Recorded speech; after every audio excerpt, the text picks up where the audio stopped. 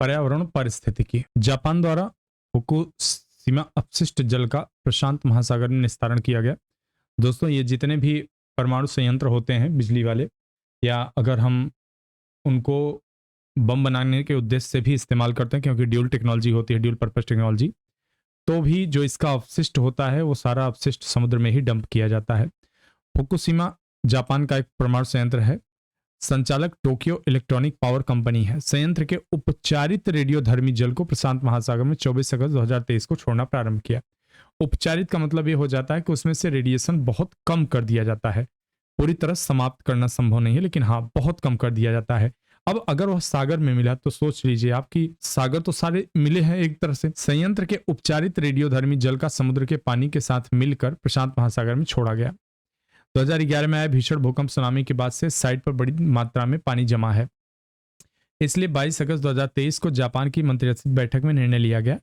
Fukushima Daiichi के अंदर 3 reactor भूकंप और सुनामी के बाद पिघल गए थे, जिसमें लगभग 18,000 लोग मारे गए थे जब भूकंप आया था। ग्रीन हाइड्रोजन की परिभाषा की घोषणा की गई। अब यह क्या है? भारत सरकार के नवीन और नवीकरणीय ऊर्जा मंत्रालय ने 18 अगस्त 2023 को भारत के लिए हरित हाइड्रोजन मानक अधिसूचित किया है। यह मानक क्या है? मानक में उन उत्सर्जन सीमाओं के बारे में बताया गया है जिनका पालन नवीकरणीय स्रोतों से उत्पादित हाइड्रोजन को हरित के रूप में वर्गीकृत किया जाना चाहिए। परिभाषा के दायरे में इलेक्ट्रोलिसिस आधारित और बायोमास आधारित हाइड्रोजन उत्पादन विधियां शामिल हैं। जैसे ग्रीन हाइड्रोजन को 2 किलोग्राम CO2 इक्विवेलेंट प्रति किलोग्राम H2 से अधिक वेल टू गेट उत्सर्जन नहीं होने के रूप में परिभाषित करने का निर्णय लिया गया है। मतलब यह एक पैमाना होगा ग्रीन हाइड्रोजन का। हरित हाइड्रोजन और इसके डेरिवेटिव की माप, रिपोर्टिंग, निगरानी, ऑन साइट सत्यापन, प्रमाणन के लिए एक विस्तृत पद्धति निर्दिष्ट की जाएगी। विद्युत मंत्रालय के तहत ऊर्जा दक्षता ब्यूरो BEE ग्रीन हाइड्रोजन उत्पादन परियोजनाओं की निगरानी, सत्यापन और प्रमाणन के लिए एजेंसियों की मान्यता के लिए नोडल प्राधिकरण होगा। भारत के लिए ग्रीन हाइड्रोजन मानक 12 महीने की औसत उत्सर्जन सीमा के रूप में प्रति किलोग्राम H2 के 2 किलोग्राम CO2 का मानदंड निर्धारित करता है। तो यह भारत सरकार द्वारा निर्धारित किया गया है। ग्रीन हाइड्रोजन की बात करें तो यह एक बिना रंग, बिना गंध, बिना स्वाद, गैर जहरीला और अत्यधिक ज्वलनशील गैसीय पदार्थ होता है। ग्रीन हाइड्रोजन हरित हाइड्रोजन एक ऊर्जा संसाधन है जो नवीकरणीय स्रोतों जैसे कि हवा, सूर्य, जल विद्युत ऊर्जा का उपयोग करके निकाला जाता है। जब इसी को हम, क्या होता है कि अभी जो यह तकनीकी है, बहुत महंगी है, बहुत कॉस्टली है, तो सामान्यतः इसमें कोल से जो हमारे बिजली उत्पादित होती है उसका प्रयोग करके हाइड्रोजन निकाला जाता है, जो ग्रीन के अंतर्गत नहीं कहा जाएगा। ठीक है, इसलिए अब कहा जा रहा है यहां कि यह नवीकरणीय स्रोत जैसे हवा, सूर्य, जल विद्युत के द्वारा जब उपयोग करके निकाला जाए तो वह हरित हाइड्रोजन होगा। यह एक हाइड्रोजन कार्बन न्यूट्रल अर्थव्यवस्था की दिशा में महत्वपूर्ण जलवायु परिवर्तन के न्यूनीकरण में मदद करेगा। जो है ये जो है कार्बन के मिटिगेशन में। राजस्थान का 5वां बाघ रिजर्व धौलपुर करौल रिजर्व को मंजूरी मिल गई। राष्ट्रीय बाघ संरक्षण प्राधिकरण ने NTCA ने 22 अगस्त 2023 को धौलपुर करौली में राजस्थान के 5वें टाइगर रिजर्व को अंतिम मंजूरी दे दी। धौलपुर करौली रिजर्व देश का 54वां टाइगर रिजर्व बन गया। नया बाघ अभयारण्य 1058 वर्ग किलोमीटर में फैला है, जिसमें 368 वर्ग किलोमीटर कोर क्षेत्र और 690 वर्ग किलोमीटर बफर क्षेत्र है। 16 मई 2022 को केंद्रीय पर्यावरण मंत्रालय द्वारा राजस्थान के बंदी जिले में स्थित रामगढ़ विषधारी अभयारण्य को देश के 52वें टाइगर रिजर्व के रूप में घोषित किया गया। तो यह भी पूछ सकता है कि राजस्थान में कितने टाइगर रिजर्व हैं या टोटल कितने टाइगर रिजर्व हैं। तो जीके के प्रश्न है, यह आपको पता होने चाहिए। राजस्थान में राम विषधारी टाइगर रिजर्व एक है, ठीक है, इसे थोड़ा दूसरे कलर दे। Mukundra hills tiger reserve, Ranthambore tiger reserve और सरिस्का टाइगर रिजर्व हैं। तो इन टाइगर रिजर्व्स के बारे में भी आपको पता होना चाहिए। इसके अलावा जो सबसे इंपॉर्टेंट चीज है कि हम जब बात करते हैं NTCA राष्ट्रीय बाघ संरक्षण प्राधिकरण, नेशनल टाइगर रिजर्व जो है अथॉरिटी की बात करते हैं, तो यह केंद्रीय पर्यावरण, वन और जलवायु परिवर्तन मंत्रालय के तहत एक वैधानिक निकाय है। 2006 में संशोधित वन संरक्षण अधिनियम 1972 के प्रावधानों के द्वारा इसका गठन किया गया है। भारत में पहली बार हिमालयी गिद्ध का कैप्टिव प्रजनन किया गया। असम राज्य के गुवाहाटी में स्थित चिड़ियाघर में हिमालयी गिद्ध के कैप्टिव प्रजनन का पहला उदाहरण दर्ज किया गया।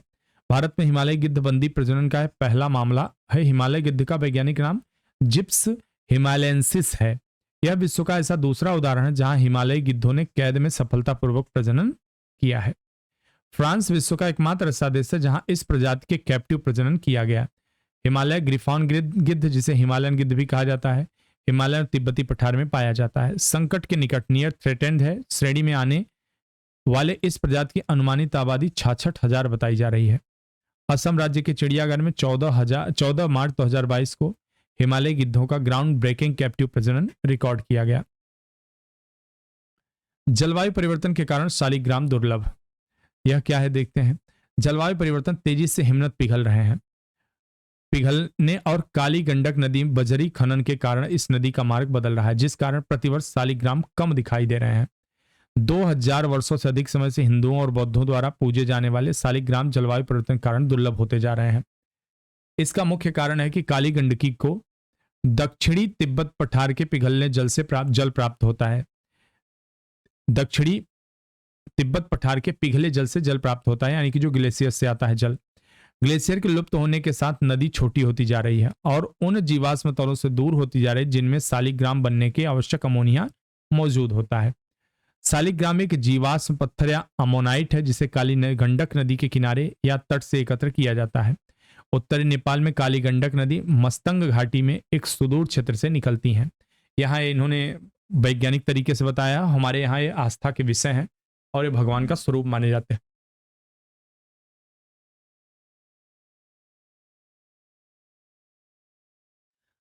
दक्षिणी पश्चिमी प्रशांत क्षेत्र में जलवायु स्थिति रिपोर्ट 2022 की देखते हैं क्या है।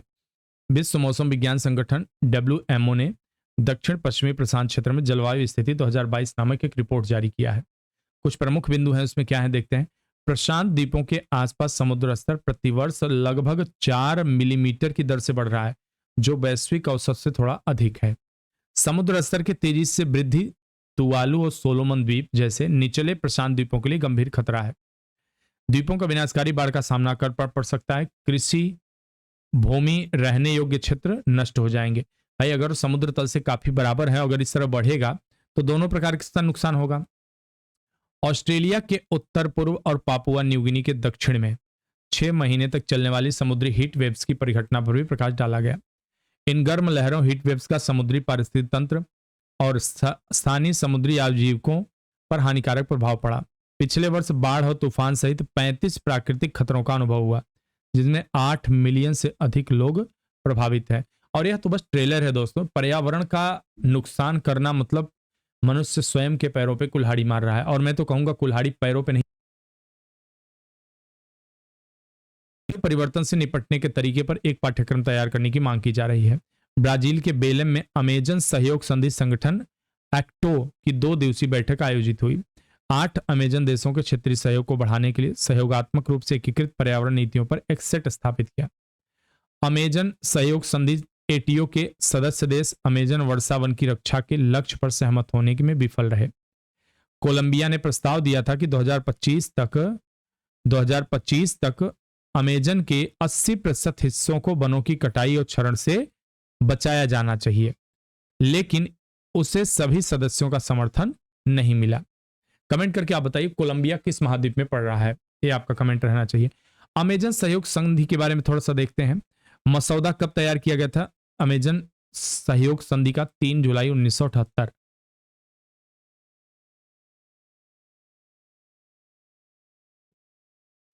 उन्नीस में 8 देशों ने अमेजन सहयोग संधि के उद्देश्यों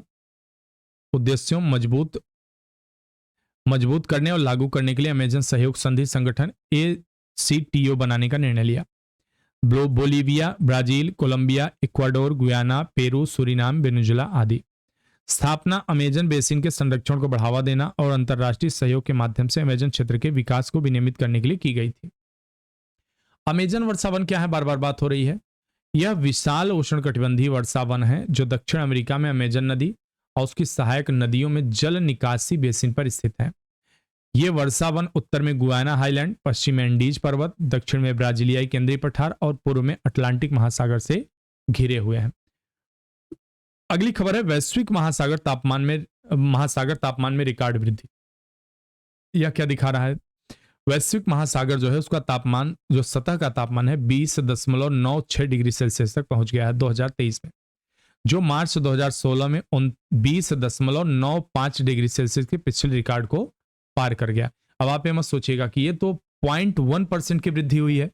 क्या होता है कि प्रकृति जो होती है वो बहुत सेंसिटिव है, ठीक है। वहां 0.1% की भी जो है बढ़त होना या कमी होना, दोनों गंभीर समस्या या गंभीर परिणाम हमारे सामने ला सकते हैं।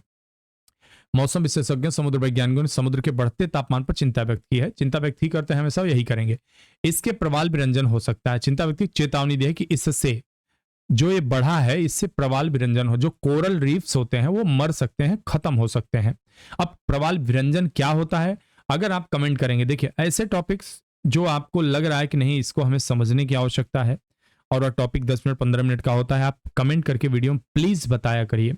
जब आप इस तरह की टॉपिक बताएंगे इसके दो फायदे होंगे, आपको एक्स्ट्रा इन्फॉर्मेशन मिलेगी और मेरे लिए रहेगा कि हाँ नहीं, जो भी हमारे दर्शकगण हैं, जो दर्शक हैं, ये काफी जागरूक हैं।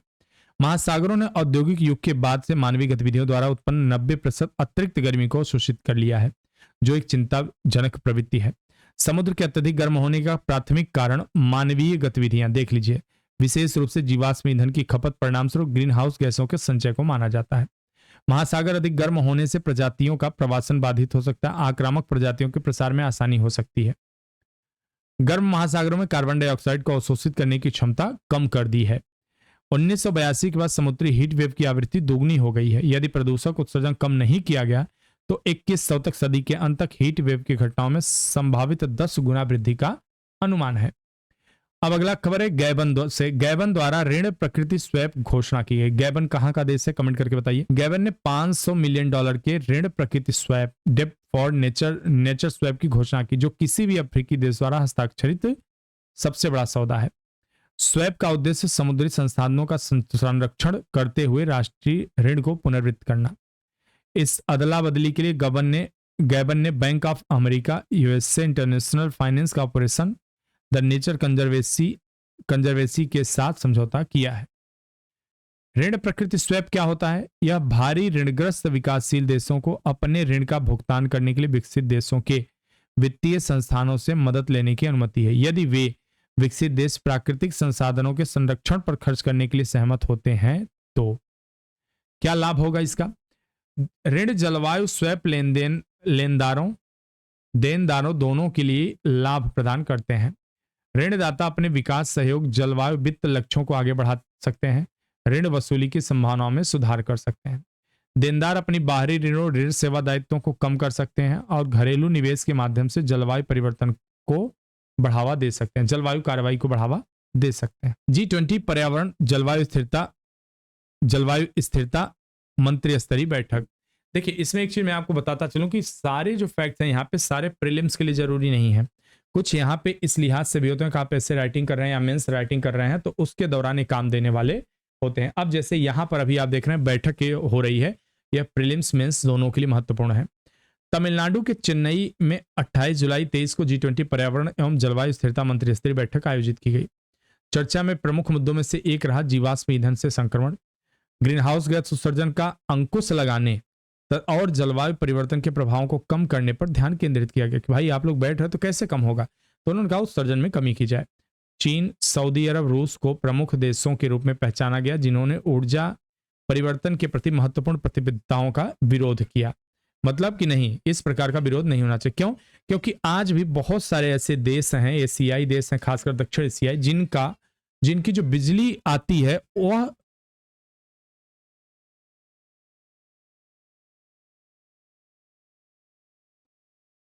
उनकी कुल बिजली का करीब करीब 50% से ऊपर हिस्सा आज भी जीवाश्म और कोयला से आता है। 2022 में एशिया विश्व कप का सर्वाधिक आपदा प्रवण क्षेत्र बनेगा। एशिया विश्व का 27 जुलाई 2023 को विश्व मौसम विज्ञान संगठन WMO ने रिपोर्ट जारी की, जिसमें बताया कि एशिया विश्व का सबसे अधिक आपदा प्रवण क्षेत्र बनेगा। और एक कमाल की बात बताऊं, इनको हिपोक्रेसी की इनकी एक उदाहरण आपको बताना चाहता हूं। आप में से बहुत सारे बच्चे नहीं जानते होंगे, क्योंकि जब आप नए नए होते हैं तो आपको लगता है कि जो न्यूज खबरों में आ रहा है वही सब कुछ है, वही सही है। होता क्या है कि ये जो बड़े बड़े देश से पहले क्या सोचते थे कि जो ग्लोबल वार्मिंग की समस्या है या इक्वेटोरियल देशों की है, जो भूमध्य रेखीय देश है, ये उनकी समस्या है, तो कभी इसको गंभीरता से लेते ही नहीं थे। लेकिन पिछले 10 सालों में जिस तरह से चरम घटनाएं घटी हैं यूरोप वगैरह में, अत्यधिक ठंड होना जो 50-50 सालों का, 100-100 सालों का, 200-200 सालों का रिकॉर्ड तोड़ा है, इनकी वजह से ऐसा देखा जाने लगा है कि अब इन्हें भी इसकी चिंता सता रही है। और आज भी अगर देखिए तो ये जिम्मेदारी लेने के लिए तैयार नहीं होते कि इस पॉल्यूशन में सबसे ज्यादा हमारी हिस्सेदारी है। तो इसलिए पहल भी हमें ज्यादा करनी चाहिए, बजाय इसके ये नई नई रिपोर्ट जारी करेंगे और डराने का प्रयास करेंगे कि आप लोग समझो सबसे ज्यादा आप लोग प्रवण हो। प्रवण मतलब सबसे ज्यादा खतरे के अंदर हो, प्रभावित रहोगे। अब रिपोर्ट में प्रमुख बिंदु, एशिया क्षेत्र 2022 में 81 मौसम, जलवायु और पानी से संबंधित आपदाओं का सामना करेगा, जिसमें लाखों लोग प्रभावित। एशिया में वर्ष 2022 में चरम मौसमी घटनाओं में वृद्धि हुई। औसत तापमान दीर्घकालिक औसत से काफी अधिक रहा। परिणाम स्वरूप पूरे महाद्वीप में विनाशकारी सूखा, बाढ़, लू और मानसूनी वर्षा देखी गई। चरम मौसमी घटनाओं की बढ़ती आवृत्ति गंभीरता से विशेष रूप से कि कृषि ही यहाँ के लोगों की आजीविका का मुख्य साधन है।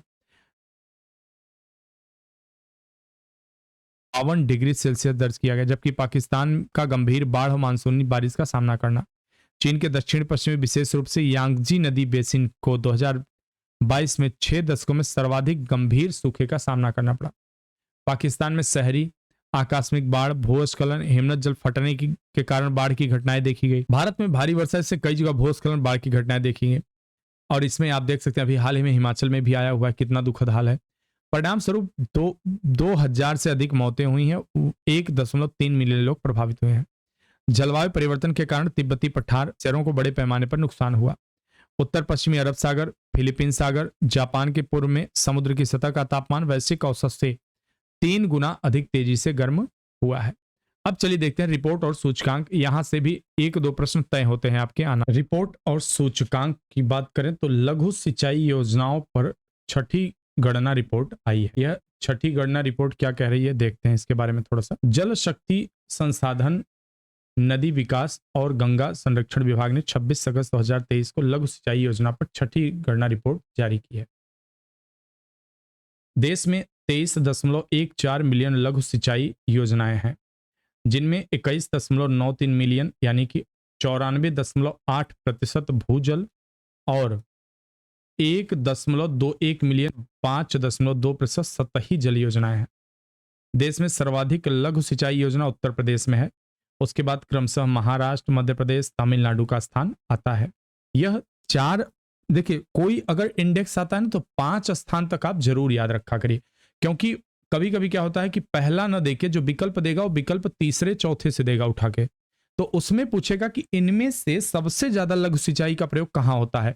तो आपको अगर प्रथम 3 स्थान पता है या प्रथम 4 स्थान पता है तो भी आप काम चला सकते हैं, जरूरी नहीं कि वहां उत्तर प्रदेश हो।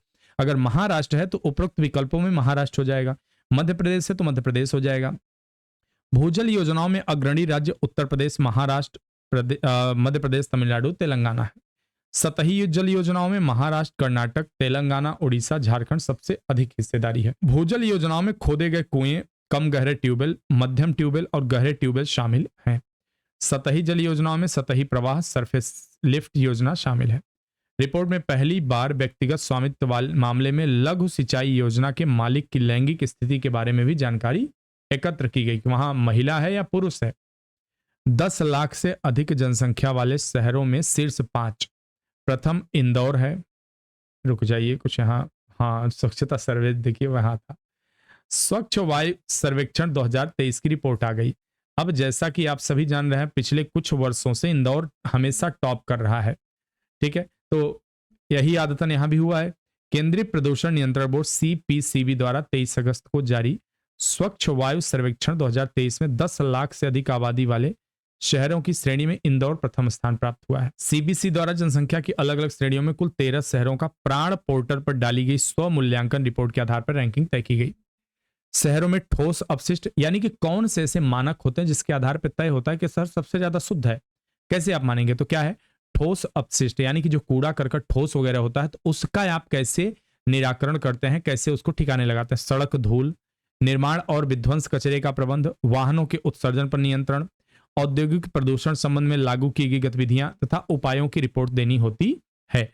अब यहां मैं राजधानी की बात आपको बताऊं, ऐसा कौन सा यहाँ पे ऐसी कौन सी जगह, कौन सी सड़क है जहां खुदाई न हुई हो? और खुदाई तो कभी बंद ही नहीं होती यहाँ पे। तो धूल वगैरह इतना बुरा हाल होता है दिल्ली का, तो आप सोचिए राष्ट्रीय राजधानी भी इस रैंकिंग में नहीं आ रही है उसके आसपास। तो सोचिए इंदौर वाले अपने आप को, वहां के नगर निगम ने कैसे अपने आप को व्यवस्थित किया होगा। स्वच्छता के मामले में इंदौर शहर लगातार 6 बार देश में पहले स्थान पर बना है। यह अपने आप में एक उपलब्धि है। इंदौर को पहली बार 2017 में देश का नंबर 1 स्वच्छ शहर घोषित किया गया था। अब जो ये रैंक है देखिए, द्वितीय पे कौन आया है? आगरा है उत्तर प्रदेश का। तृतीय स्थान पे ठाणे है, चतुर्थ पे श्रीनगर है और पंचम पे भोपाल है। State of India's bird report की अगर बात करें तो यहां देखिए क्या है कि भारत में पक्षियों की स्थिति, एक रिपोर्ट आई है। 7 वर्षों में परिवर्तन के मूल्यांकन की गई 359 प्रजातियों में से 40 यानी कि 142 में गिरावट आई है। अब इसके बारे में थोड़ा सा डिटेल देख लेते हैं कुछ कुछ चीजें। यह आपके मुख्य परीक्षा के लिहाज से भी जरूरी है और प्रारंभिक परीक्षा में फैक्ट्स पूछ लेगा। जैसे देश भर में पक्षियों पर नजर रखने वाले 30,000 लोगों में आंकड़े पर आधारित है रिपोर्ट। पहली बात है कि यह कोई 150-200 पे नहीं है। भारत में पिछले 30 वर्षों में 338 प्रजातियों के पक्षियों की संख्या में बदलावों का अध्ययन किया गया, जिसमें 60% प्रजातियों की तादाद में गिरावट देखी गई। 359 प्रजातियों के अध्ययन यानी कि 359 जो स्पीसीज हैं, 64 प्रजातियों की संख्या में तेजी से कमी आई है। 189 स्थिर हैं, 28 में वृद्धि हुई है। वृद्धि मात्र 28 में हुई है। Northern shoveler, northern pintail, common teal, tufted duck, greater flamingo, sarus crane, Indian courser, Andaman serpent eagle सहित 178 प्रजातियों को उच्च संरक्षण प्राथमिकता क्षेत्र में रखने का सुझाव दिया गया। मतलब ये संकटग्रस्त हैं, आप इनको हाईली सिक्योरिटी प्रदान किया जाए। Indian roller, common teal, northern shoveler, common sandpiper सहित 14 प्रजातियों की संख्या में 30% से अधिक गिरावट आई है। और 1-2% गिरावट बहुत होती, यहां 30% है। यह आकलन 3 सूचकांकों पर आधारित है। पहला सूचकांक दीर्घकालिक रुझान, 30 वर्षों में हुए बदलाव पर। तो बिल्कुल सही है, इतने लंबे समय से किसी प्रकार का डाटा जब आप एकत्रित करते हैं तो एक अच्छा निष्कर्ष निकलता है। दूसरा वर्तमान वार्षिक रुझान, बीते साल में हुए बदलाव। और तीसरा भारत के भीतर वितरण सीमा के आकार का माप। पोषण जागरूकता सूचकांक 2023 के बारे में थोड़ा सा देखते हैं क्या है। प्रोटीन का अधिकार, राइट टू प्रोटीन अभियान हाल में पोषण जागरूकता सूचकांक 2023 जारी किया गया। यह अंतिम उपभोक्ताओं यानी नागरिकों द्वारा भारत में जागरूकता, समर्थ पोषण की पहुंच का आकलन करने वाला एक राज्यवार सूचकांक है। देखते हैं राज्यों की क्या स्थिति है। पंजाब राष्ट्रीय औसत से 11% अधिक स्कोर करके शीर्ष में उभरा है, जबकि बिहार राष्ट्रीय औसत से 10% कम स्कोर करके सबसे निचले स्थान पर है। पोषण जागरूकता सूचकांक का उद्देश्य प्रतिबद्धताओं, प्रथाओं, प्रबंधन के संबंध में भारत में पोषण सुरक्षा की दृष्टि आगे बढ़ाने के लिए महत्वपूर्ण उपकरण के रूप में काम करना। पोषण जागरूकता सूचकांक 2023 में 20 राज्यों में वयस्क शहरी इंटरनेट उपयोगकर्ताओं के लिए एक सर्वेक्षण के आधार पर विकसित किया गया है। यह सूचकांक एक गतिशील मात्रात्मक रैंकिंग है जो भारत की जनगणना 2011 की जनसंख्या के अनुसार प्रत्येक राज्य की सापेक्ष हिस्सेदारी के आधार पर है। प्रोटीन का अधिकार अभियान क्या चीज है, इसके बारे में थोड़ा सा देखते हैं। तो कहा जा रहा है कि बेहतर पोषण है। प्रोटीन क्या है? शरीर के ग्रोथ के लिए प्रोटीन बहुत जरूरी होता है। बेहतर पोषण और स्वास्थ्य खुशहाली के लिए पर्याप्त प्रोटीन उपभोग के महत्व के बारे में लोगों को शिक्षित करने जागरूकता की पहल है। उद्देश्य क्या है? बड़े पोषण लक्ष्यों को पूरा करने के लिए लोगों के बीच विभिन्न प्रकार के प्रोटीन स्रोतों, विशेष रूप से पौधे से प्राप्त प्रोटीन के बारे में ज्ञान विकसित करना कि आप जो है मांस, अंडा, मुर्गी, मछली मत खाइए, और भी पौधे से जो प्लांट प्रोटीन है उनके बारे में। युवाओं में नशीली दवाओं के दुरुपयोग और समस्या समाधान पर एक रिपोर्ट आई है। देखते हैं। हाल ही में सामाजिक न्याय अधिकारिता पर संसद की एक स्थायी समिति द्वारा युवाओं में नशीली दवाओं के दुरुपयोग, समस्या और समाधान विषय पर रिपोर्ट दी है। रिपोर्ट के अनुसार पंजाब, हरियाणा, दिल्ली, उत्तर प्रदेश, उड़ीसा, महाराष्ट्र जैसे प्रदेशों में 10 से 17 वर्ष और 18 से 75 वर्ष आयु वर्ग के लगभग 37 करोड़ लोग विविध नशीली दवाओं शराब का सेवन कर रहे हैं। 37 करोड़। रिपोर्ट में अभी बताया गया जिला नशा मुक्ति केंद्रों की सेवाएं हर जगह उपलब्ध नहीं है, इससे नशे की प्रवृत्ति रोकने में चुनौतियां उत्पन्न हो रही हैं। नशा निवारक जागरूकता सृजन कार्यक्रम पर वित्तीय आवंटन में कमी देखने को मिली। यह मेंस का है, जान लीजिए पूरा का पूरा यह टॉपिक मेंस का है। यह प्रवृत्ति नशा मुक्ति अभियान में बाधक है। रिपोर्ट के अनुसार नारकोटिक्स समन्वय केंद्र की शीर्ष समिति की समीक्षा और नियमित बैठकें आयोजित की जानी चाहिए। नशीली दवाओं की मांग न्यूनीकरण पर राष्ट्रीय कार्य योजना के लिए एक प्रभावी आकलन तंत्र स्थापित किया जाना चाहिए। 17 राज्यों के वित्तीय स्वास्थ्य पर रिपोर्ट। डायचे बैंक के मुख्य अर्थशास्त्री कौशिक दास ने हाल ही में प्रमुख 17 राज्यों के वित्तीय स्वास्थ्य पर एक रिपोर्ट तैयार की है। रिपोर्ट के मुख्य बिंदु क्या है? वर्ष 2023-24 के पहले बजट अनुमानों के आधार पर महाराष्ट्र, छत्तीसगढ़, तेलंगाना शीर्ष 3 राज्यों में शामिल है। राजकोषीय स्थिति की सूची में निचले 3 स्थान पर पश्चिम बंगाल, पंजाब और केरल है। राजकोषीय स्थिति किसी भी देश या राज्य की वित्तीय सेहत बताता है। वित्त वर्ष 2022 संशोधित बजट अनुमानों के आधार पर महाराष्ट्र की रैंकिंग शीर्ष पर रहा, इसके बाद छत्तीसगढ़, उसके बाद तेलंगाना और झारखंड है। वित्त वर्ष 2023-22 में संशोधित बजट अनुमान के आधार पर पश्चिम बंगाल का प्रदर्शन सबसे खराब था, उसके बाद पंजाब, बिहार, राजस्थान और उत्तर प्रदेश है। आंध्र प्रदेश की रैंकिंग वित्त वर्ष 21-22 में 8वें स्थान से गिरकर वित्त वर्ष 22-23 में 11वें स्थान पर आ गई। गुजरात 5वें से 7वें पर आ गया है। मापदंड क्या है इसके? वित्तीय स्वास्थ्य के आकलन हेतु 4 मानदंडों का उपयोग किया गया है। पहला, राजकोषीय घाटा।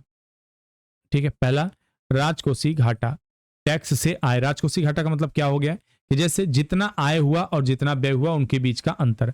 राज्यों का कर्ज और राजस्व प्राप्तियों पर ब्याज भुगतान। डायचे बैंक क्या है इसके बारे में देख लेते हैं। डायचे बैंक कहां से आ गया?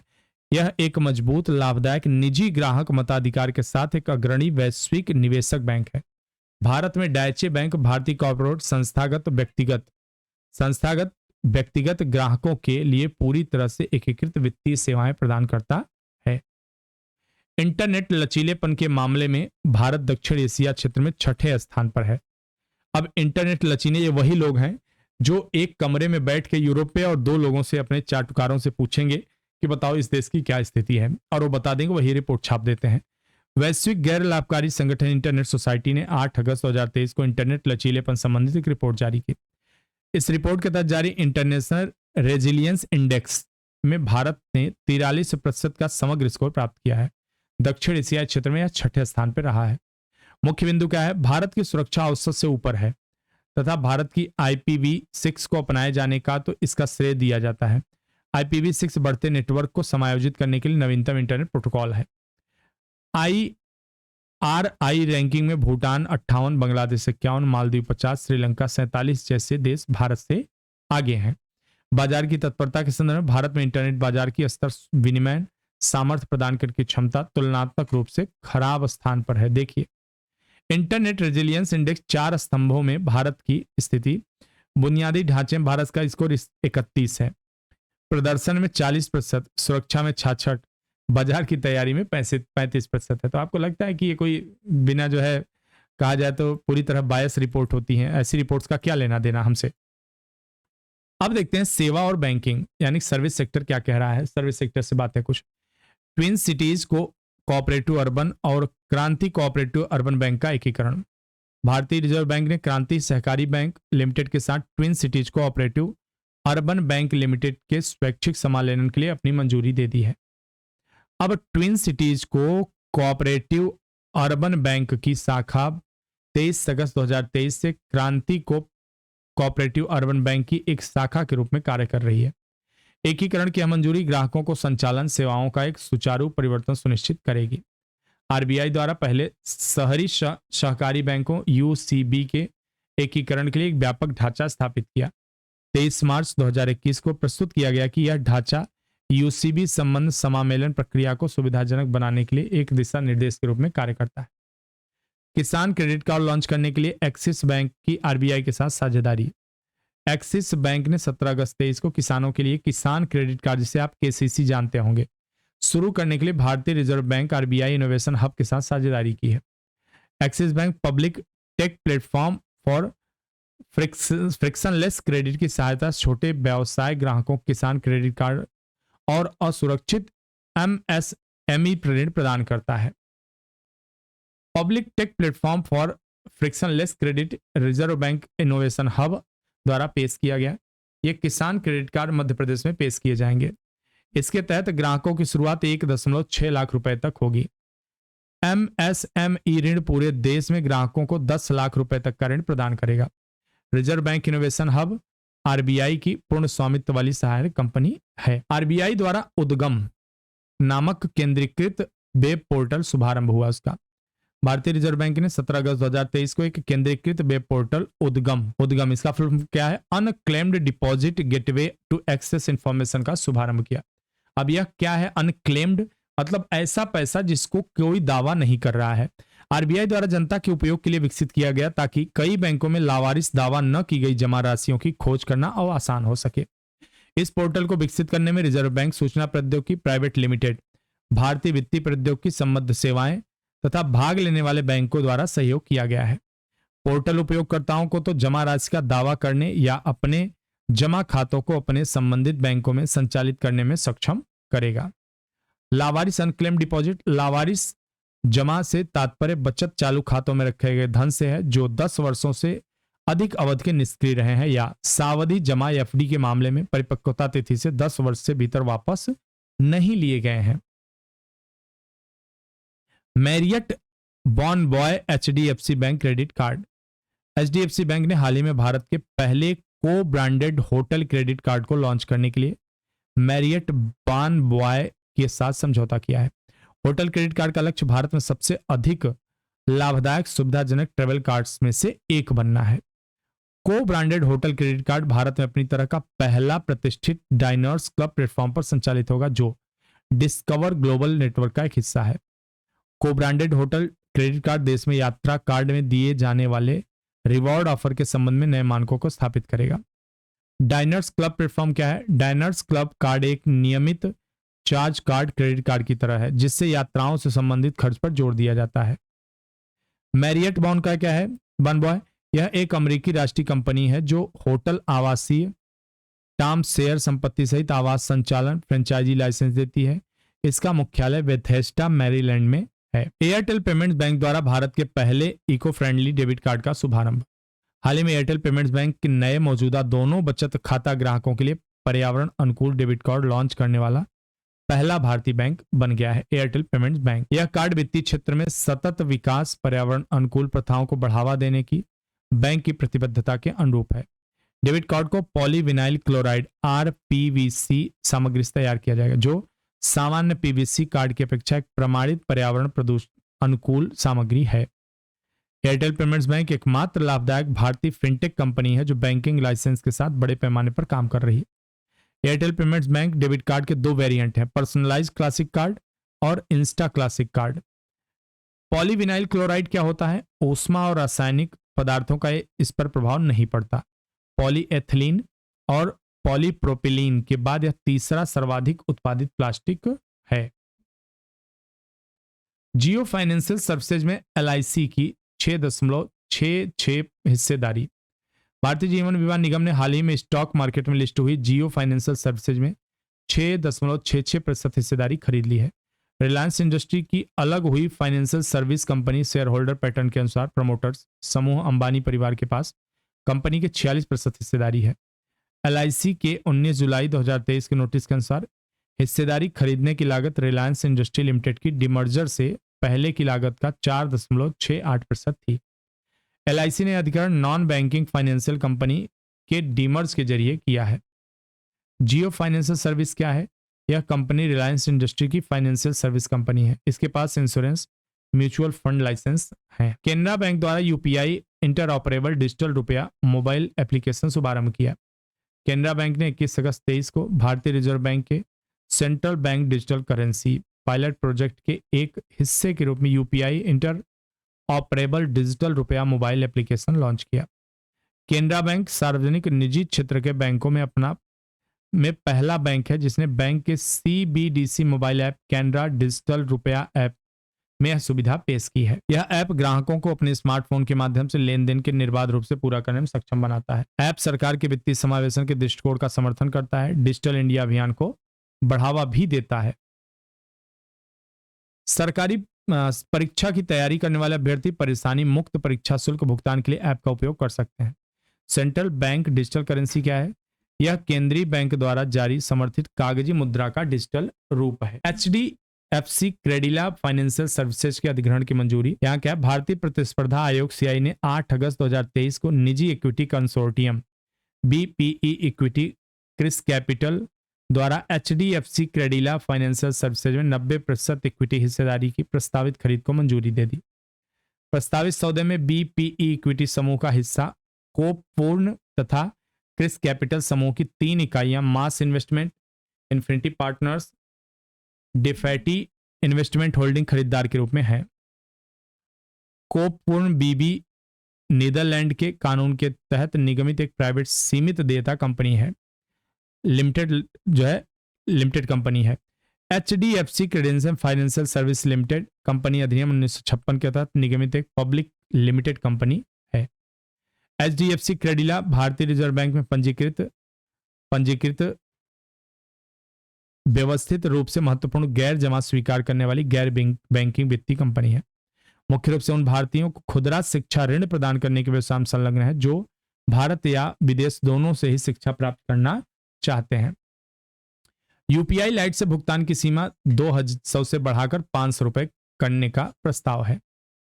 भारतीय रिजर्व बैंक ने 10 अगस्त 2010 को UPI लाइट और ऑफलाइन तरीके से 200 रुपए भुगतान को सीमा बढ़ाकर 500 रुपए का प्रस्ताव किया है। हालांकि भुगतान की सीमा अब भी 2000 रुपए ही होगी। भारतीय रिजर्व बैंक ने UPI भुगतान के लिए आर्टिफिशियल इंटेलिजेंस के उपयोग की घोषणा की है। केंद्रीय बैंक अब NFC का प्रयोग करते हुए UPI से ऑफलाइन भुगतान की अनुमति दे रहा है। UPI के छोटे मूल्य के लेन देन की गति देने के लिए दिसंबर 2022 में UPI लाइट की लॉन्चिंग हुई। भुगतान की सीमा बढ़ाने का उद्देश्य भुगतान के इस तरीके की स्वीकार्यता में वृद्धि करना। नियर फील्ड कम्युनिकेशन क्या है? NFC है। यह ब्लूटूथ जैसी तकनीकी है जिसका प्रयोग छोटी मात्रा में डेटा ट्रांसफर के लिए किया जाता है। वायरलेस कार्ड में भी इसका प्रयोग होता है। अब चलिए देखते हैं सार संक्षेप। यहां से भी प्रश्न आता है किसकी नियुक्ति किस पद पे हुई है।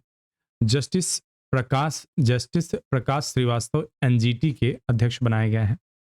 23 अगस्त 2023 को कलकत्ता उच्च न्यायालय के पूर्व न्यायाधीश रह चुके हैं। न्यायमूर्ति प्रकाश श्रीवास्तव ने राष्ट्रीय हरित न्यायाधिकरण के अध्यक्ष के रूप में पदभार संभाला है। न्यायमूर्ति प्रकाश श्रीवास्तव ने NGT के अध्यक्ष जस्टिस शिव कुमार सिंह का स्थान लिया है। तो कभी कभी यह भी पूछता है कि किसको इन्होंने रिप्लेस किया है। अब बात करते हैं NGT है क्या। नेशनल ग्रीन ट्रिब्यूनल राष्ट्रीय हरित प्राधिकरण अधिनियम 2010 द्वारा भारत में एक राष्ट्रीय हरित न्यायाधिकरण नेशनल ग्रीन ट्रिब्यूनल की स्थापना की गई। यह एक विशेष पर्यावरण न्यायालय है जो पर्यावरण संरक्षण और वनों के संरक्षण से संबंधित मामलों की सुनवाई करता है। किरण मणि वायकॉम 18 के डिजिटल बिजनेस के नए CEO बनाए गए हैं। किरण मणि को हाल ही में वायकॉम 18 के डिजिटल व्यवसाय के CEO के रूप में नियुक्त किया गया है। मणि वर्तमान में एशिया प्रशांत क्षेत्र में एंड्रॉयड और गूगल प्ले के महाप्रबंधक और MD के रूप में कार्यरत हैं। वायकॉम 18 का उद्देश्य क्या है? अपने डिजिटल पेशकशों को बढ़ाना और बढ़ते डिजिटल मार्केट सामग्री बाजार में प्रवेश करना। वायकॉम 18 मीडिया प्राइवेट लिमिटेड यह मुंबई में स्थित एक भारतीय मीडिया कंपनी है। रिलायंस इंडस्ट्री की सहायक कंपनी नेटवर्क 18 ग्रुप और पैरामाउंट ग्लोबल के बीच एक संयुक्त उद्यम है। इसकी स्थापना वर्ष 2007 में की गई। नेपाल के नए मुख्य न्यायाधीश हैं विश्वम्भर श्रेष्ठ। 21 अगस्त 2023 को नेपाल के राष्ट्रपति रामचंद्र पौडेल ने विश्वम्भर प्रसाद श्रेष्ठ को नेपाल का अगला मुख्य न्यायाधीश नियुक्त किया है। विश्वम्भर प्रसाद श्रेष्ठ के नाम की सिफारिश नेपाल की संवैधानिक परिषद द्वारा की गई। श्रेष्ठ 14 महीने तक नेपाल के न्यायिक निकाय के प्रमुख बने रहेंगे। संसदीय सुनवाई समिति ने सर्वसम्मति से श्रेष्ठ की नियुक्ति का समर्थन किया है। परमिंदर चोपड़ा की बात करें, पावर फाइनेंस कॉर्पोरेशन के CMD बनाए गए हैं। परमिंदर चोपड़ा को पावर फाइनेंस कॉर्पोरेशन के चेयरमैन और मैनेजिंग डायरेक्टर के रूप में नियुक्त किया गया है। 14 अगस्त 2023 को प्रभावी। वह भारत की सबसे बड़ी गैर बैंकिंग वित्तीय कंपनी NBFC का नेतृत्व करने वाली पहली महिला बन गई हैं। चोपड़ा इससे पहले जून से सीएमडी का अतिरिक्त प्रभार संभाल रही थी। साथ ही वे निदेशक वित्त के रूप में भी काम कर रही थी। पावर फाइनेंस कॉर्पोरेशन क्या है, थोड़ा देख लेते हैं इसको। यह विद्युत मंत्रालय के प्रशासनिक नियंत्रण के तहत एक सार्वजनिक क्षेत्र का उपक्रम है, पीएसयूज। साथ ही यह भारतीय रिजर्व बैंक के तहत एक व्यवस्थित रूप से महत्वपूर्ण गैर बैंकिंग वित्तीय कंपनी के रूप में भी पंजीकृत है। यह विभिन्न बिजली ऊर्जा से संबंधित परियोजनाओं के लिए धन और वित्तीय सहायता प्रदान करता है। इसकी स्थापना 1986 में की गई थी। वर्ष 2021 में से महारत्न कंपनी का दर्जा दिया गया। आर दुरई स्वामी एलआईसी के प्रबंध निदेशक नियुक्त हुए। आर दुरई स्वामी के केंद्र सरकार ने आर दुरई स्वामी को भारतीय जीवन बीमा एलआईसी के प्रबंध निदेशक बनाया है। दुरई स्वामी को मिनी ईपे के स्थान पर एलआईसी का प्रबंधन नियुक्त किया गया है। दुरई इस 1 सितंबर 2023 को अपना पद ग्रहण करेंगे और 31 अगस्त 2026 तक अगले आदेश तक अपने पद पर बने रहेंगे। वित्तीय सेवा संस्थान ब्यूरो ने 2023 में दुरई स्वामी को एमडी के रूप में नामित करने की सिफारिश की। भारतीय जीवन बीमा निगम एलआईसी एक भारतीय बहुराष्ट्रीय सार्वजनिक क्षेत्र की जीवन बीमा कंपनी है जिसका मुख्यालय कहां पे है? मुंबई में। वैभव तनेजा टेस्ला के नए मुख्य वित्तीय अधिकारी बने हैं। यह भारतीय मूल के हैं। वैभव तनेजा वैभव जाच किरखोर्न का स्थान लेंगे। तनेजा 2016 में कंपनी में शामिल हुए थे। 2019 में टेस्ला के मुख्य लेखाधिकारी सीईओ भी बने हैं। टेस्ला की अगर बात करें तो टेस्ला एक ऑटोमोटिव एनर्जी से जुड़ी कंपनी है। यह इलेक्ट्रॉनिक वाहनों के डिजाइन, विकास, निर्माण और उनकी बिक्री का कार्य और इसकी स्थापना 2003 में की गई थी। अब देख लेते हैं निधन। कुछ लोगों का निधन हुआ है। प्रख्यात सांख्यिकीविद सीआर राव का निधन। प्रसिद्ध गणितज्ञ सांख्यिकीविद कैलिमपुड़ी राधाकृष्ण राव सीआर राव का 102 वर्ष की आयु में 23 अगस्त को निधन हो गया इनका। सीआर राव को हाल ही में सांख्यिकी में अंतर्राष्ट्रीय पुरस्कार 2023 से सम्मानित किया गया, जिसे प्रायः सांख्यिकी नोबेल पुरस्कार के समक्ष समझा जाता है। राव को वर्ष 1968 पद्म भूषण, 2001 में पद्म विभूषण से सम्मानित किया गया। Estimation theory, differential geometry CR Rao के महत्वपूर्ण कार्य हैं। शिक्षाविद सामाजिक कार्यकर्ता प्रोफेसर देवेंद्र दत्ता का निधन हो गया। प्रसिद्ध शिक्षाविद उपभोक्ता अधिकार कार्यकर्ता देवेंद्र दत्ता 18 अगस्त को गुवाहाटी में उनका निधन हो गया। दत्ता साहित्य, शिक्षा, सामाजिक मुद्दों सहित विभिन्न विषयों में कई किताबें लिखित प्रकाशित हैं इनकी। दत्ता उपभोक्ता अधिकारों, पर्यावरण की सुरक्षा के लिए लड़ाई सहित कई सामाजिक संगठनों और अभियानों में शामिल थे। डीआरडीओ के पूर्व महानिदेशक डॉक्टर वीएस अरुणाचलम का निधन हो गया। पूर्व महानिदेशक डॉक्टर वल्लम पादुगई श्रीनिवास राघवन अरुणाचलम का 16 अगस्त 2023 को निधन हो गया। Arunachalam centre for study of science, technology and policy के संस्थापक और अध्यक्ष थे। विज्ञान प्रौद्योगिकी में अरुणाचलम के योगदान के लिए उन्हें शांति स्वरूप भटनागर पुरस्कार 1980 में दिया गया, पद्म भूषण 85 में, पद्म विभूषण 90 में।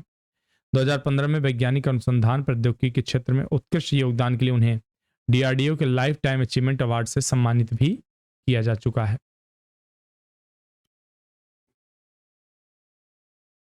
Centre for study of sciences, technology and policy CSTEP क्या देखते हैं।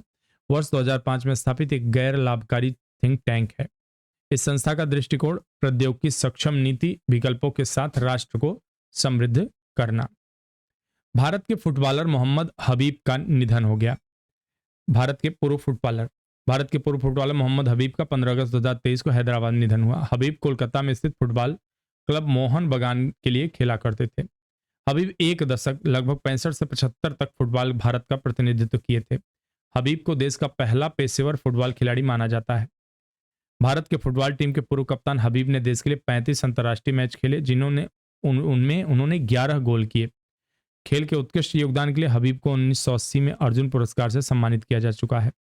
2016 में ईस्ट बंगाल भारत गौरव पुरस्कार, 2018 में पश्चिम बंगाल सरकार द्वारा प्रथम पेशेवर फुटबॉल खिलाड़ी के रूप में बंग विभूषण पुरस्कार। तेलुगु संस्कृत के विद्वान कांडला कुंटा अलाहा सिंगाराचार्यूल का निधन हो गया। लेखक, विद्वान, शिक्षाविद कांडला कुंटा अल्लाहा सिंगाराचूर्ला का 13 अगस्त 2023 को हैदराबाद में निधन हो गया। इनकी जीवनी में अध्यापकुड़ी आत्मकथा, एक शिक्षक की जीवनी के अलावा अनुवाद, व्याकरण, भाषण, अन्य पाठ भी शामिल हैं। इससे ज्यादा कुछ पूछने वाले नहीं है। सुलभ इंटरनेशनल संस्थापक बिंदेश्वर पाठक का निधन। सुलभ इंटरनेशनल के संस्थापक पद्म भूषण प्राप्तकर्ता सामाजिक कार्यकर्ता बिंदेश्वर पाठक का 15 अगस्त 2023 को निधन हो गया। बिंदेश्वर पाठक ने 1970 में सुलभ आंदोलन शुरू किया, महिला ढोने प्रथा को खत्म करने, स्वच्छता जागरूकता फैलाने का कार्य किया। 1991 में पाठक को हाथ से मैला ढोने वालों की मुक्ति और पुनर्वास उनके काम के लिए पद्म भूषण से सम्मानित किया। पाठक ने देश भर में 10,000 से अधिक सार्वजनिक शौचालय का निर्माण करके स्वच्छता का समर्थन किया। इनका जन्म बिहार के वैशाली जिले के रामपुर बघेल गांव में हुआ था। पाठक ने पहला सार्वजनिक शौचालय बिहार के आरा में एक नगर पालिका की मदद से बनाया। 1974 में पहला सुलभ सार्वजनिक शौचालय पटना में जनता के लिए खोला गया था। 2016 में सुलभ इंटरनेशनल को सरकार के प्रमुख स्वच्छ भारत मिशन के योगदान के लिए गांधी शांति पुरस्कार से सम्मानित भी किया गया। फिल्म निर्माता सिद्दीकी का निधन। प्रसिद्ध फिल्म निर्माता सिद्दीकी 8 अगस्त 2023 को कोच्चि में निधन हो गए। वह 63 वर्ष के थे। सिद्दीकी तमिल, तेलुगु, हिंदी में कई फिल्मों का निर्देशन कर चुके हैं। तेलंगाना के मशहूर लोक गायक गद्दर का निधन। तेलंगाना के मशहूर लोक गायक गद्दर का 6 अगस्त 23 को निधन हो गया। 77 वर्ष के थे।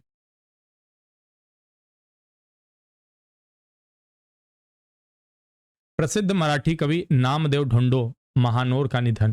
प्रसिद्ध कवि गीतकार नामदेव ढोंडो महानोर का 3 अगस्त निधन हो गया। नामदेव ढोंगोर महानोर के 1991 में पद्मश्री से सम्मानित किया गया था।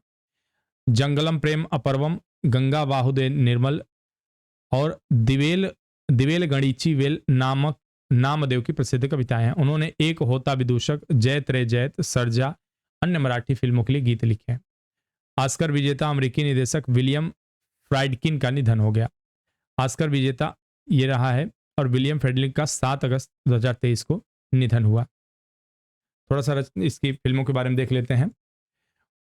1967 में गुड टाइम्स के साथ फीचर डायरेक्टरेट डेब्यू किया। डायरेक्टोरियल फ्राइडे की 1971 फिल्म द फ्रेंच कनेक्शन एक क्राइम थ्रिलर ने 44वां ऑस्कर में 5 पुरस्कार जीते।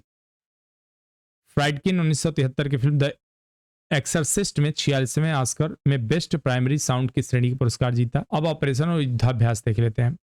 नौसैनिक अभ्यास मालाबार का 27वां संस्करण आयोजित। अभ्यास मालाबार का 27वां संस्करण 11 से 21 अगस्त 2023 तक सिडनी के निकट ऑस्ट्रेलिया के पूर्वी तट पर आयोजित किया गया।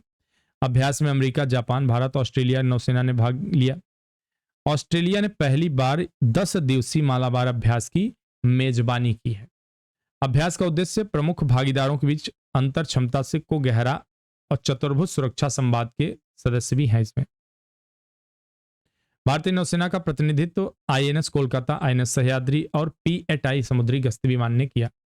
मालाबार अभ्यास वर्ष 1992 में भारत और अमेरिका के बीच एक वार्षिक द्विपक्षीय नौसैनिक अभ्यास के रूप में शुरू हुआ। वर्ष 2015 में जापान, 2020 में ऑस्ट्रेलिया नौसेना ने इसमें भाग लिया। अब यहाँ पे क्वाड्रिलेटरल सिक्योरिटी डायलॉग क्वाड, यह क्या है? यह 4 देश हैं, 4 देश भारत, ऑस्ट्रेलिया, जापान, अमेरिका का एक संयुक्त संगठन है। इसका उद्देश्य समुद्री सुरक्षा और व्यापार के हितों में सामंजस्य बनाना है। यह इसका मुख्य काम है।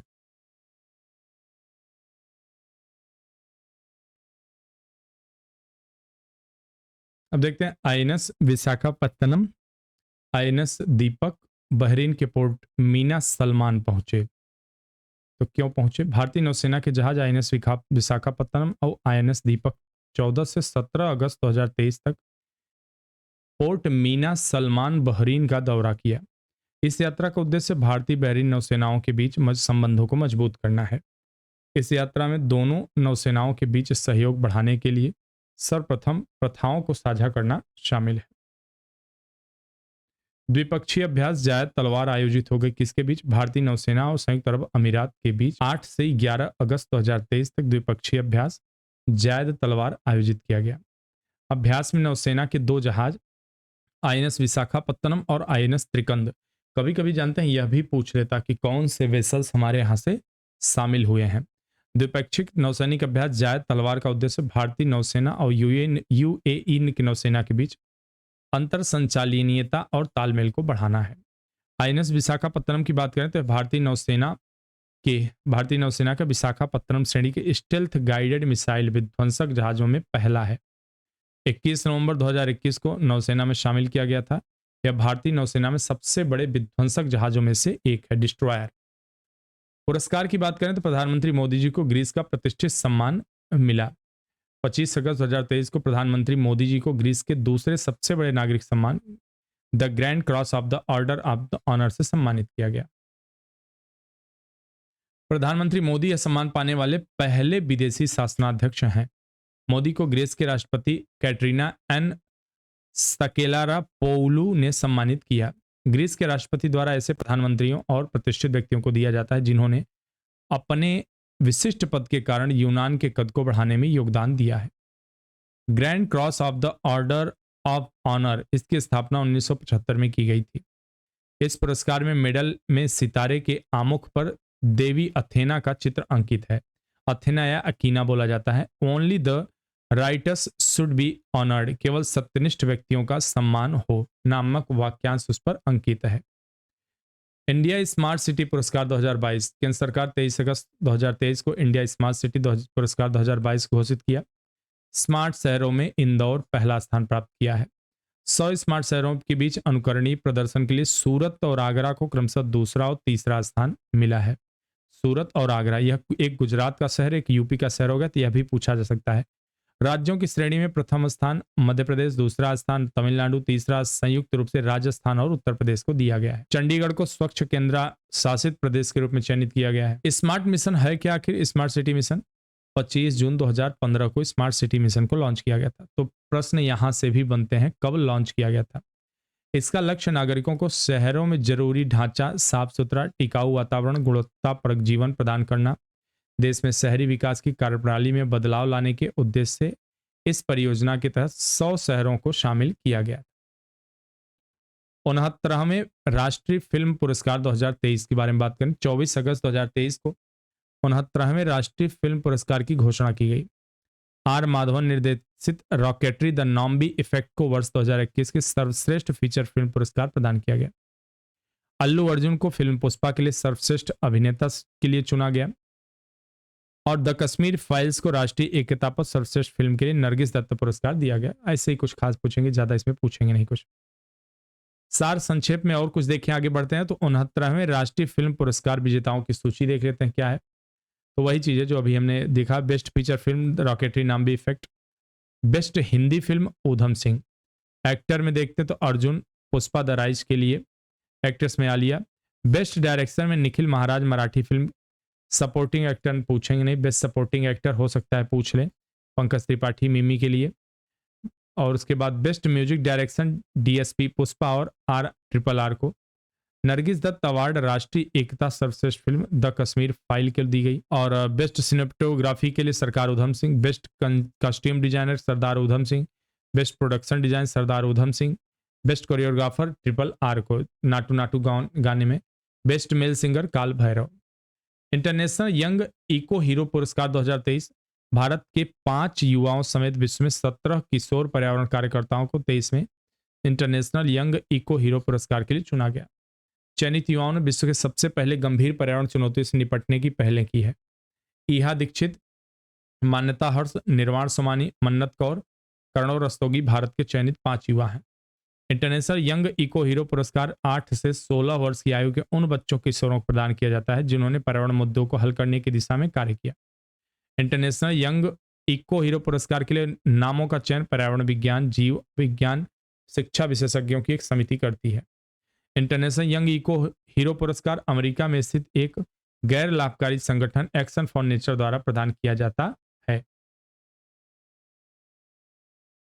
एक्शन फॉर नेचर 27 देशों 32 अमेरिकी राज्यों के 339 पर्यावरण कार्यकर्ताओं को सम्मानित किया गया। रतन टाटा को महाराष्ट्र सरकार का पहला उद्योग रत्न पुरस्कार प्रदान किया गया। महाराष्ट्र सरकार ने रतन टाटा को पहला उद्योग रत्न पुरस्कार से सम्मानित किया है। उद्योग रत्न पुरस्कार साथ महाराष्ट्र सरकार ने 3 अन्य पुरस्कारों की घोषणा की। एक महिला उद्यमी को, दूसरी मराठी उद्यमी को, तीसरा राज्य के युवा उद्यमी को प्रदान किया जाएगा। उद्योग रत्न पुरस्कार प्रतिष्ठित महाराष्ट्र भूषण के समान है और यह पहली बार रतन टाटा को दिया जाएगा। उद्देश्य क्या है? रत्न पुरस्कार देने का उद्देश्य उन व्यक्तियों संगठनों को सम्मानित करना है जिन्होंने महाराष्ट्र के विभिन्न क्षेत्रों में उल्लेखनीय योगदान दिया है। रतन टाटा को वर्ष 2008 में पद्म विभूषण,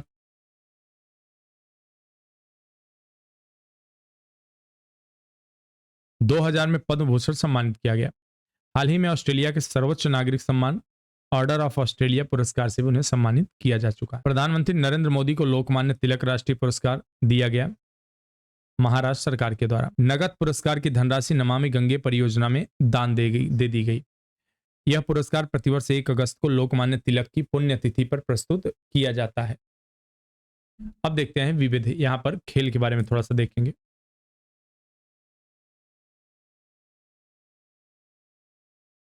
अब देख लेते हैं विविध मिसलेनियस के बारे में थोड़ा सा। 16वीं IOAA ने भारत दूसरे स्थान पे है। इसमें भारत ने 10 से 20 अगस्त 2023 तक पोलैंड के चोरजो में आयोजित खगोल विज्ञान और खगोल भौतिकी पर 16वें अंतर्राष्ट्रीय ओलंपियाड में दूसरा स्थान प्राप्त किया।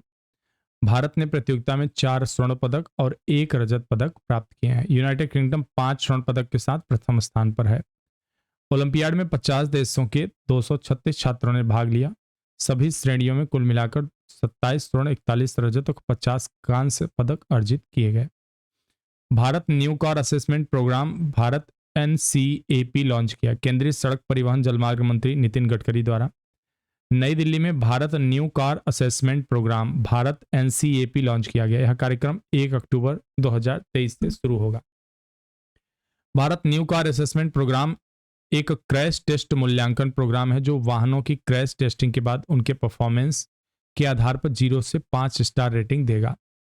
कार्यक्रम का लक्ष्य 3.5 टन तक के वाहनों के लिए वाहन सुरक्षा मानकों को बढ़ाकर देश में वाहन सुरक्षा को सुदृढ़ करना। भारत NCAP भारत में वाहनों की सुरक्षा और गुणवत्ता को बढ़ावा देगा।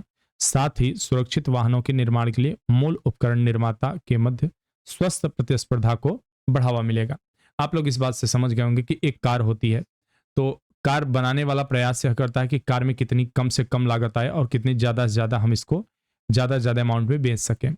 अब क्या होता है कि इसमें कभी कभी क्या करते हैं कि ये कंपनियां समझौता कर लेती हैं सुरक्षा के दृष्टिकोण से, यानी कि उसमें सुरक्षा मानकों का पालन नहीं किया जाता।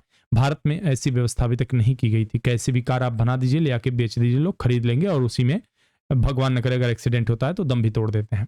लेकिन अब ऐसा नहीं होगा। सड़क सुरक्षा और कार मानकों में सुधार के लिए भारत बंद करने की क्या जरूरत है? मुंह कभी छींक दबा के मत वो करना। एक कोई अनुज की क्लास नहीं है कि हाँ मित्र छींक आ गई है उसमें। तो इसका अर्थ क्या हुआ कि अब आपको कार में सुरक्षा मानकों का पूर्णतः पालन करना होगा। यह सड़क सुरक्षा कार मानकों में सुधार के लिए भारत और स्वदेशी कार टेस्ट प्रोग्राम है। भारत NCAP के लॉन्च के साथ अब भारत, अमेरिका, चीन, जापान, दक्षिण कोरिया के बाद इस तरह का स्वदेशी कार क्रैश टेस्ट प्रोग्राम रखने वाला विश्व का 5वां देश बन गया है। लंदन के हिस्टोरिक इंडिया क्लब को बंद करने की घोषणा की गई। लंदन के हिस्टोरिक इंडिया क्लब को कोविड-19 महामारी के कारण वित्तीय कठिनाइयों के कारण 21 अगस्त 2023 को बंद करने की घोषणा की गई। इंडिया क्लब 17 सितंबर 2023 को हमेशा के लिए बंद हो जाएगा। लंदन में हिस्टोरिक इंडिया क्लब की स्थापना 1933 में हुई थी। 1930 और 40 के दशक के दौरान यह भारतीय राजनेताओं, लेखकों, बुद्धिजीवियों के लिए एक लोकप्रिय स्थल था। क्लब का उद्देश्य लंदन में रहने वाले भारतीय प्रवासियों के लिए एक सामाजिक और सांस्कृतिक स्थान प्रदान करना, कुल मिलाकर दरबार करने का एक अच्छा अड्डा जहां अपने लोग हों। साइड स्विंग रिवॉल्वर प्रबल लॉन्च हुआ। कानपुर की स्मॉल आर्म्स फैक्ट्री ने 18 अगस्त 2023 को देश की पहली साइड स्विंग रिवॉल्वर प्रबल को लॉन्च किया है। उसका नाम प्रबल है। यह रिवॉल्वर अब तक की दूसरी सबसे हल्की रिवॉल्वर होगी। विदेशी लुक वाली इस रिवॉल्वर का भार 675 ग्राम है। कीचड़, पानी में भी यह रिवॉल्वर सुरक्षित रहती है। रिवॉल्वर को आधुनिक मेटल एजेक्शन मोल्डेड तकनीक से बनाया गया है। -10 से 47 डिग्री सेंटीग्रेड के तापमान पर भी इस पर कोई असर नहीं पड़ता, सामान्य तरीके से काम करेगी। देश का पहला 3D printed post office Bengaluru में खोला गया। देश का पहला 3D प्रिंटेड ऑफिस 18 अगस्त 2023 को बेंगलुरु में खोला गया। केंद्रीय मंत्री अश्विनी वैष्णव ने इसका उद्घाटन किया। पोस्ट ऑफिस की संपूर्ण निर्माण गतिविधि मात्र 45 दिन में पूरी की गई, जबकि पारंपरिक तरीके से इसे बनाने में लगभग 6 महीने लग सकते थे। लागत और समय की बचत 3D कंक्रीट प्रिंटिंग तकनीक को पारंपरिक भवन निर्माण प्रणाली का एक व्यवहार्य विकल्प बनाती है। लार्सन एंड टुब्रो लिमिटेड ने इस पोस्ट ऑफिस का निर्माण किया, जबकि IIT मद्रास ने इसके लिए तकनीकी मार्गदर्शन किया। CSIR NBRI ने 108 पंखुड़ियों वाला कमल का फूल लॉन्च किया है। CSIR राष्ट्रीय वनस्पति अनुसंधान संस्थान NBRI 14 अगस्त 2023 को लखनऊ में 108 पंखुड़ियों वाली राष्ट्रीय फूल कमल की एक उन्नत किस्म नमो 108 को लॉन्च किया। CSIR के द्वारा NBRI के 14 से 19 अगस्त तक चलने वाले उत्सव 1 वीक 1 लैब प्रोग्राम में इस फूल को लॉन्च किया गया। नमो शब्द ओम नमो भगवते वासुदेवाय नमः मंत्र से लिया गया है, जबकि 108 इसकी पंखुड़ियों की संख्या है। कमल की पहली किस्म है जिसमें जीनोम पूरी तरह से अनुक्रमित है। यह पौधा कभी भी विलुप्त या लुप्तप्राय नहीं होगा।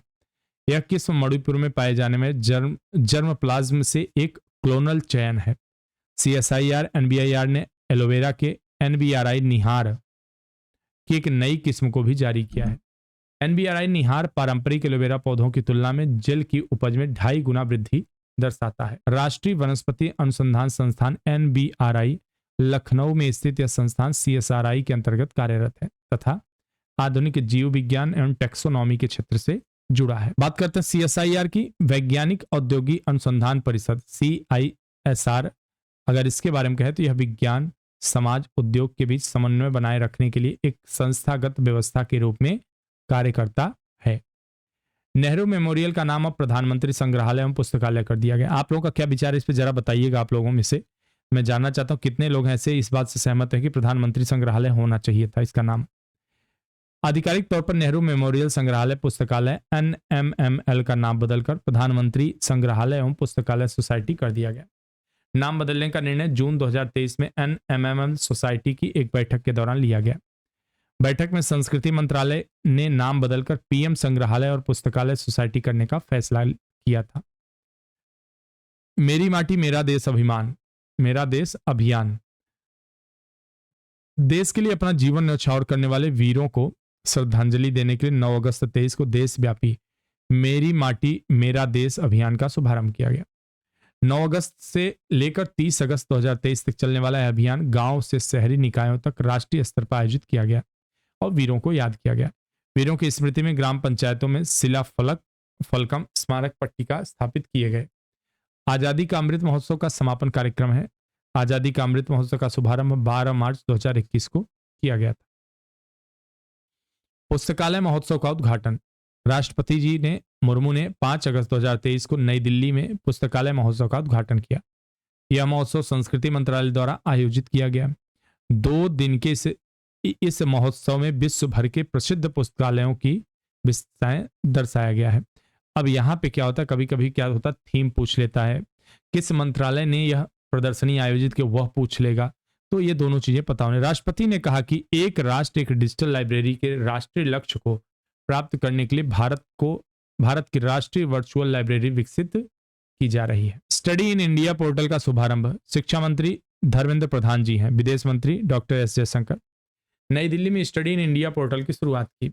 यह पोर्टल वन स्टॉप प्लेटफॉर्म है जो भारत में विदेशी छात्रों को शिक्षा आसान बनाएगा। पोर्टल पर भारत के उच्च शिक्षा संस्थानों के बारे में व्यापक जानकारी उपलब्ध है। पोर्टल छात्र पंजीकरण, वीजा आवेदन प्रक्रिया के लिए एक एकीकृत वन स्टॉप समाधान भी प्रदान करेगा। यह वेबसाइट स्नातक, स्नातकोत्तर, डॉक्टरेट के साथ साथ योग, आयुर्वेद, शास्त्रीय कलाओं जैसे भारतीय विज्ञान प्रणाली के कार्यक्रमों की जानकारी भी प्रदान करेगा। उल्लास मोबाइल ऐप लॉन्च केंद्रीय शिक्षा मंत्री धर्मेंद्र प्रधान 30 जुलाई 2023 को Ullas understanding life long learning for all in society mobile app launch किया। प्रधान ने कार्यक्रम के दौरान नारा दिया, जन जन साक्षर पेश किया। नारा जन जन साक्षर। उल्लास मोबाइल ऐप बुनियादी साक्षरता पहुंच की सुविधा प्रदान करता है, सभी के लिए प्रौद्योगिकी क्षमता का उपयोग करता है। पहल का उद्देश्य देश भर में शिक्षा और साक्षरता में क्रांति लाना, सीखने के पारिस्थितिक तंत्र का निर्माण करना। यह पहल 15 वर्ष और उससे अधिक आयु के उन व्यक्तियों को बुनियादी डिजिटल वित्तीय साक्षरता देने पर केंद्रित है जो औपचारिक स्कूली शिक्षा से चूक गए थे। 2023 महत्वपूर्ण दिवस और थीम देखते हैं। महत्वपूर्ण है आता है, देखिए प्रयास करता हूं कि इसको नहीं थीम इसको जूम नहीं कर सकते क्योंकि एक तरफ थीम कट जाएगा। 1 अगस्त विश्व फेफड़े कैंसर दिवस मनाया जाता है, थीम नहीं है इस समय। 6 अगस्त हिरोशिमा दिवस, थीम नहीं है। 7 अगस्त राष्ट्रीय हथकरघा दिवस, सतत फैशन के लिए हथकरघा। 9 अगस्त विश्व के लिए स्वदेश लोगों का अंतर्राष्ट्रीय दिवस, आत्मनिर्णय के लिए परिवर्तन के एजेंट के रूप में स्वदेशी युवा। 10 अगस्त विश्व शेर, विश्व जैव ईंधन दिवस। 12 अगस्त को विश्व हाथी दिवस, टिकाऊ भविष्य के लिए हाथियों के आवास की सुरक्षा। 12 अगस्त अंतर्राष्ट्रीय युवा दिवस, थीम क्या है? युवाओं के लिए हरित कौशल एक सतत विश्व की ओर। 13 अगस्त विश्व अंगदान दिवस, स्वयं सेवक की ओर कदम बढ़ाएं, कमी को पूरा करने के लिए अधिक अधिक अंगदाताओं की आवश्यकता। 15 अगस्त भारत स्वतंत्रता दिवस, राष्ट्र पहले हमेशा पहले। 19 अगस्त को विश्व फोटोग्राफी दिवस और विश्व मानवतावादी दिवस। विश्व फोटोग्राफी दिवस का लैंडस्केप थीम था और विश्व मानवतावादी का नो मैटर व्हाट। 20 अगस्त को सद्भावना दिवस भी मनाया गया, थीम कुछ नहीं थी। 20 अगस्त को अक्षय ऊर्जा दिवस। 20 अगस्त को विश्व मच्छर दिवस। 21 अगस्त को विश्व वरिष्ठ नागरिक दिवस। 26 अगस्त को महिला समानता दिवस, थीम क्या है इसकी? एम्ब्रेस इक्वालिटी, एम्ब्रेस क्वालिटी, समानता को अपनाओ। 29 अगस्त राष्ट्रीय खेल दिवस, एक समावेशी और स्वस्थ समाज के लिए खेल। चलिए तो अब खेल से देख लेते हैं। विश्व एथलेटिक्स चैंपियनशिप। विश्व एथलेटिक्स चैंपियनशिप का 19वां संस्करण हंगरी की राजधानी बुडापेस्ट में आयोजित किया गया। चैंपियनशिप का मोटो क्या था? आश्चर्य का गवाह बने, विटनेस द वंडर। आधिकारिक शुभंकर क्या था? हंगेरियाई मूल की रैका भेड़ा की एक प्रजाति यूही लवनीनन। भारत एक स्वर्ण पदक के साथ पदक तालिका में 5 अन्य देशों के साथ संयुक्त रूप से 18 स्थान पे रहा। पदक तालिका में 3 शीर्ष देश कौन से हैं? संयुक्त राज्य अमेरिका, कनाडा और स्पेन। नीरज चोपड़ा ने पुरुषों की भाला फेंक प्रतियोगिता में 88.17 मीटर के बड़े थ्रो के साथ भारत के लिए एकमात्र स्वर्ण पदक जीता। चोपड़ा ने विश्व चैंपियनशिप में स्वर्ण पदक जीतने वाले पहले भारतीय एथलीट बने हैं। नीरज चोपड़ा ने विश्व एथलीट चैंपियनशिप 2023 में 28 सदस्यीय भारतीय टीम का नेतृत्व किया। विश्व एथलेटिक्स चैंपियनशिप में भारत का तीसरा पदक है। इससे पहले अंजू बॉबी जॉर्ज ने पेरिस 2003 में लंबी कूद में कांस्य और ओरेगॉन 2012 में नीरज ने रजत पदक जीता। विश्व तीरंदाजी चैंपियनशिप 2023। विश्व तीरंदाजी चैंपियनशिप में 52वें संस्करण में भारत 4 पदक यानी कि 3 स्वर्ण 1 कांस्य के पदक की तालिका में शीर्ष पर रहा। विश्व तीरंदाजी चैंपियनशिप 31 जुलाई से 6 अगस्त 23 के तक जर्मनी के बर्लिन में आयोजित किया गया। भारत ने 1931 में आयोजित अपने पहले संस्करण के बाद पहली बार स्वर्ण पदक जीता है। दक्षिण कोरिया ने 3 पदक स्वर्ण 1 कांस्य के साथ दूसरा स्थान प्राप्त किया है। जर्मनी, पोलैंड, तुर्की 2 पदक 1 स्वर्ण 1 रजत के साथ तीसरे स्थान पर हैं। यह आयोजन 2024 पेरिस ओलंपिक के लिए तीरंदाजी में पहला प्रमुख क्वालिफायर आयोजन। भारतीय पदक विजेता के बारे में अगर बात करें, तीरंदाजी स्पर्धा पदक अदिति गोपीचंद स्वामी, महिलाओं का व्यक्तिगत कंपाउंड स्पर्धा स्वर्ण पदक जीते। ओजस प्रवीण देवताले, पुरुषों का व्यक्तिगत कंपाउंड स्वर्ण पदक। ज्योति सुरेखा वेन्नम, परनीत कौर और अदिति गोपीचंद स्वामी, महिला कंपाउंड टीम स्वर्ण पदक। ज्योति सुरेखा वेन्नम, महिलाओं का व्यक्तिगत कंपाउंड कांस्य पदक। एच.एस. प्रणॉय ने विश्व बैडमिंटन चैंपियनशिप 2023 में कांस्य जीता। 21 से 27 अगस्त 23 तक BWF विश्व बैडमिंटन चैंपियनशिप प्रतियोगिता रॉयल अरीना कोपेनहेगन डेनमार्क में आयोजित हुई। भारतीय बैडमिंटन खिलाड़ी एच.एस. प्रणॉय ने BWF विश्व बैडमिंटन चैंपियनशिप 2023 में पुरुष एकल वर्ग में कांस्य पदक जीता। प्रणॉय थाईलैंड के कुनलाउत बिटिदसार्न से सेमीफाइनल में पराजित हो गए। प्रणॉय BWF विश्व बैडमिंटन चैंपियनशिप में पदक जीतने वाले 5वें भारतीय पुरुष एकल खिलाड़ी हैं। अब तक विश्व चैंपियनशिप में पदक प्राप्त करने वाले भारतीय खिलाड़ी: किदाम्बी श्रीकांत रजत पदक, लक्ष्य सेन कांस्य पदक, बी साई प्रणीत कांस्य, प्रकाश पादुकेण कांस्य, एच.एस. प्रणॉय कांस्य। शतरंज विश्व कप 2023, इसमें देखते हैं विश्व के नंबर 1 खिलाड़ी नॉर्वे के मैग्नस कार्लसन ने 24 अगस्त 2023 को शतरंज विश्व कप जीत लिया। कार्लसन ने फाइनल में भारत के रमेश बाबू प्रज्ञानंद को हराया। खेल के कार्लसन प्रज्ञानंद के बीच मैच ड्रॉ पर खत्म होने के बाद परिणाम टाइम ब्रेक मुकाबले के जरिए निकाला गया। कार्लसन का अंतिम स्कोर 1.5 जबकि प्रज्ञानंद का अंतिम 0.5 रहा। फाइनल मैच में 18 चालों के बाद क्वींस बदल गई थी और इसका लाभ कार्लसन को मिला। प्रज्ञानंद ने विश्व नंबर 2 खिलाड़ी हिकारू नाकामुरा और विश्व के नंबर 3 खिलाड़ी फैबियानो कारुआना के खिलाफ क्वार्टर फाइनल सेमीफाइनल मैच जीते। प्रज्ञानंद अब तक के सबसे कम उम्र के विश्व कप फाइनलिस्ट थे, सबसे कम उम्र के विश्व विजेता हैं। प्रज्ञानंद एयरथिंग्स मास्टर्स रैपिड शतरंज टूर्नामेंट में रैपिड खेल में कार्लसन को हराकर विश्व चैंपियनशिप बने थे। 31वीं वरीयता प्राप्त प्रज्ञानंद विश्व कप के फाइनल में जगह बनाने वाले सबसे निचली वरीयता प्राप्त खिलाड़ी भी हैं। खेलो इंडिया महिला लीग का नाम अब स्मिता महिला लीग होगा। केंद्रीय युवा मामले खेल मंत्री अनुराग सिंह ठाकुर ने खेलो इंडिया महिला लीग का नाम बदलने की घोषणा की। अब जिसे अस्मिता महिला लीग के नाम से जाना जाएगा। लीग का नाम बदलने का उद्देश्य लैंगिक समानता और खेल क्षेत्र में महिलाओं की सक्रिय भागीदारी को बढ़ाना है। महिला फीफा विश्व कप 2023 स्पेन के 20 अगस्त 2023 में सिडनी में आयोजित महिला फुटबॉल फीफा विश्व कप 2023 जीत लिया। स्पेन ने इंग्लैंड को 1-0 से हराया। स्पेन की टीम पहली बार महिला फीफा विश्व कप का खिताब जीत पाई। मैच का एकमात्र गोल स्पेन की कप्तान ओल्गा कारमोना ने। स्पेन महिला विश्व कप जीतने वाली 5वीं टीम बन गई है। अमेरिका ने 4 बार, जर्मनी 2 बार, नॉर्वे और जापान ने 1 बार महिला फीफा विश्व कप जीता है। अनाहत सिंह ने एशिया जूनियर स्क्वैश 2023 जीता। भारत के अनाहत सिंह ने 20 अगस्त 2023 के एशियाई जूनियर स्क्वैश व्यक्तिगत चैंपियनशिप के अंडर 70 वर्ग में स्वर्ण पदक जीता है। अनाहत सिंह ने हांगकांग की एना क्वांग को 3-1 से हराकर स्वर्ण पदक अपने नाम किया। एशियाई जूनियर स्क्वैश चैंपियनशिप 16 से 20 अगस्त 2023 में चीन के डालियाना में आयोजित हुआ। अब अगला देखते हैं। प्रिया मलिक ने अंडर 20 विश्व कुश्ती चैंपियनशिप में स्वर्ण पदक जीता। भारतीय पहलवान प्रिया मलिक ने 17 अगस्त 2023 को जॉर्डन में आयोजित अंडर 20 विश्व कुश्ती चैंपियनशिप में स्वर्ण पदक जीता। प्रिया मलिक जूनियर विश्व कप में चैंपियनशिप में स्वर्ण पदक जीतने वाली दूसरी भारतीय महिला पहलवान बन गई। प्रिया ने इस चैंपियनशिप में महिलाओं के 76 किलोग्राम वर्ग में स्वर्ण पदक जीता।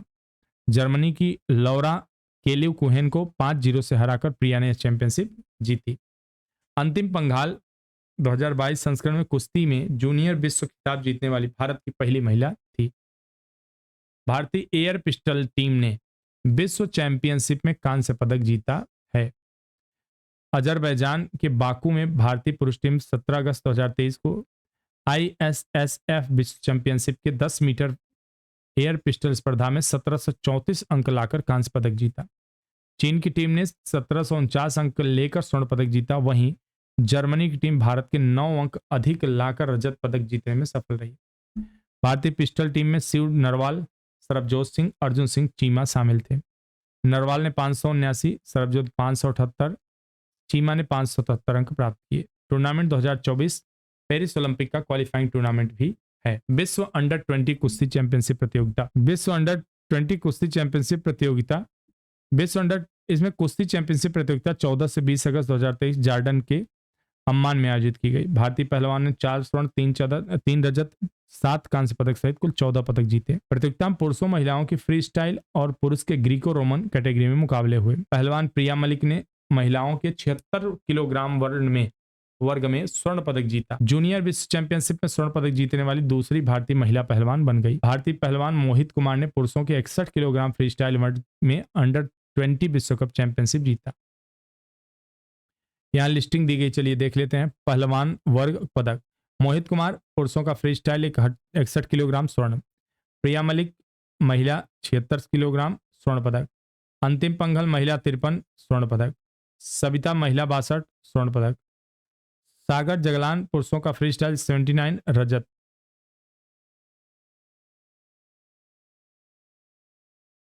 अंतिम पंघल महिला 65 किलोग्राम रजत। सुमित पुरुषों का ग्रीको रोमन 60 किलोग्राम रजत। जयदीप पुरुषों का फ्री स्टाइल 74 किलोग्राम कांस्य पदक। दीपक चहल पुरुषों का फ्री स्टाइल 97 किलोग्राम कांस्य। रजत रोहुल पुरुषों का फ्री स्टाइल 125 किलोग्राम कांस्य। आरजू महिला 68 किलोग्राम कांस्य। रीना महिला 57 किलोग्राम कांस्य। हर्षिता मोर महिला 72 किलोग्राम कांस्य। दीपक पुनिया पुरुषों का ग्रीको रोमन 77 किलोग्राम कांस्य। तो यह यहाँ पे पदकों की एक लिस्ट रही।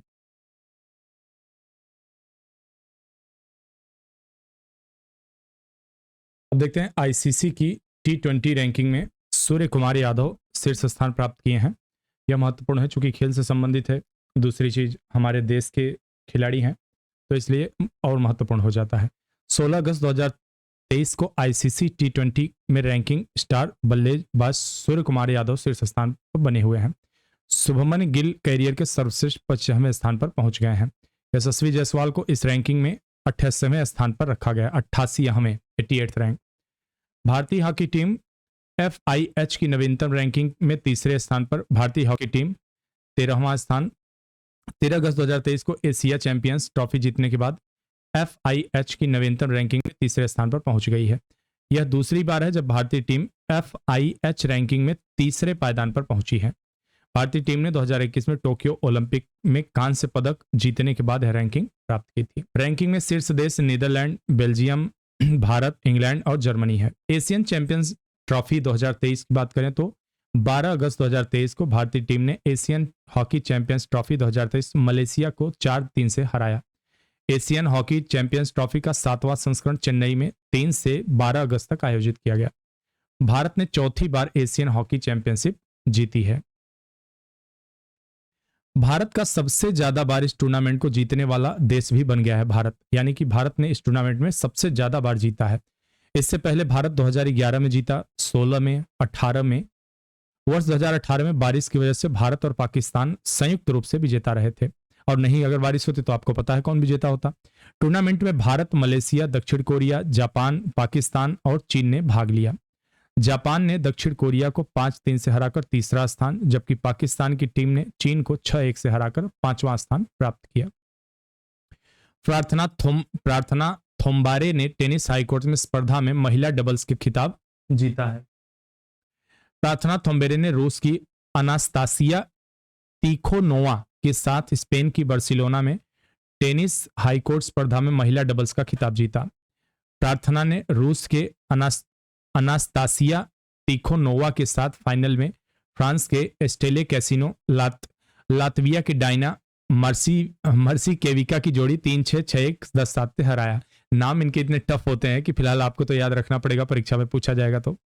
और प्रार्थना के लिए यह वर्ष का दूसरा और कुल मिलाकर 26वां खिताब है। इससे ज्यादा फिलहाल इसमें नहीं। प्रार्थना में 2014 में भी इंचियोन के एशियाई खेलों में सानिया मिर्जा के साथ कांस्य पदक जीता था। इंग्लैंड के एलेक्स हेल्स ने अंतर्राष्ट्रीय क्रिकेट से संन्यास की घोषणा कर दी है। इंग्लैंड के एलेक्स हेल ने 4 अगस्त 2023 को अंतर्राष्ट्रीय क्रिकेट से संन्यास की घोषणा की। हेल्स ने इंग्लैंड के लिए 11 test, 70 one day, 75 T20 international match खेले हैं। इनका औसत था 27.28 की औसत से 573 रन बनाए थे, जिसमें 5 अर्धशतक शामिल हैं। अब ये उस देश के हैं तो इनके बारे में इतना डिटेल हमें जानने की शायद आवश्यकता नहीं है। फीडे रैंकिंग में भारत के सर्वोच्च शतरंज खिलाड़ी बने हैं डी गुकेश। किशोर ग्रैंड मास्टर डी गुकेश ने शतरंज विश्व कप के दूसरे दौर में 3 अगस्त 2023 को अजरबैजान के मिसरतदीन इस्कांद्रेव को हराया। गुकेश ने इस जीत के साथ ही फीडे की लाइन विश्व रेटिंग में विश्वनाथन आनंद को पीछे छोड़ दिया। गुकेश 2755.9 की लाइव रेटिंग के साथ क्लासिक ओपन वर्ग में 9वें स्थान पर हैं। विश्वनाथन आनंद 2754.0 की रेटिंग के साथ 10वें स्थान पर आ गए। 1986 के बाद यह केवल दूसरी बार है जब आनंद को शतरंज रैंकिंग में भारत के शीर्ष स्थान से हटाया गया है। इससे पहले 2016 में पी हरिकृष्णन ने आनंद को शीर्ष स्थान से हटाया था। 2015 में गुकेश एशियाई स्कूल शतरंज चैंपियनशिप में अंडर 19 जीतकर कैंडिडेट मास्टर बने थे। गुकेश ने अब तक 5 गोल्ड एशियाई यूथ चैंपियनशिप जीती है। 2019 में गुकेश भारत के सबसे युवा तथा विश्व के दूसरे सबसे युवा ग्रैंड मास्टर बने हैं। ये सब उपलब्धि भारत के लिए बहुत ही शानदार है। आप सबको भी इस बारे में जरूर सोचना चाहिए। शतरंज एक ऐसा खेल है, आप सबको खेलना चाहिए। दिमाग की अच्छी एक्सरसाइज होती है और कहीं ना कहीं आप उसको ऐसे भी खेला करिए कि चलिए हफ्ते में 2 दिन खेल लेते हैं, कभी कभार खेल लेते हैं। अब ये नहीं कि हाँ हार गए तो नहीं, फिर खेलेंगे जब तक हम जीत नहीं जाते। कभी कभी लोगों को होता है। ठीक है, फिडे रैंकिंग में शीर्ष 10 शतरंज खिलाड़ी देख लेते हैं। मैग्नस कार्लसन नॉर्वे का है, फैबियानो कारुआना अमेरिका का है, हिकारू नाकामुरा अमेरिका का है, हालांकि नाम से लग रहा है जापानी है, डिंग लिरेन चीन का है। तो हमें केवल 5 स्थान तक इधर रखना है और उसके बाद देखना है कौन भारतीय हैं। अनीस गिरी नीदरलैंड के, ये जो है जाहिर सी बात है एनआरआई होंगे। और गुकेश डी भारत के हैं और विश्वनाथन आनंद आपके भारत के हैं। क्रिस्टियानो रोनाल्डो फुटबॉल इतिहास में हेडर से सर्वाधिक गोल करने वाले खिलाड़ी बने हैं। रोनाल्डो 1 अगस्त 23 को हेडर के जरिए सबसे ज्यादा गोल करने वाले खिलाड़ी बन गए। रोनाल्डो ने अपना 135वां हेडर गोल किया। उन्होंने गर्ड गुलर का 144 गोल का रिकॉर्ड तोड़ा।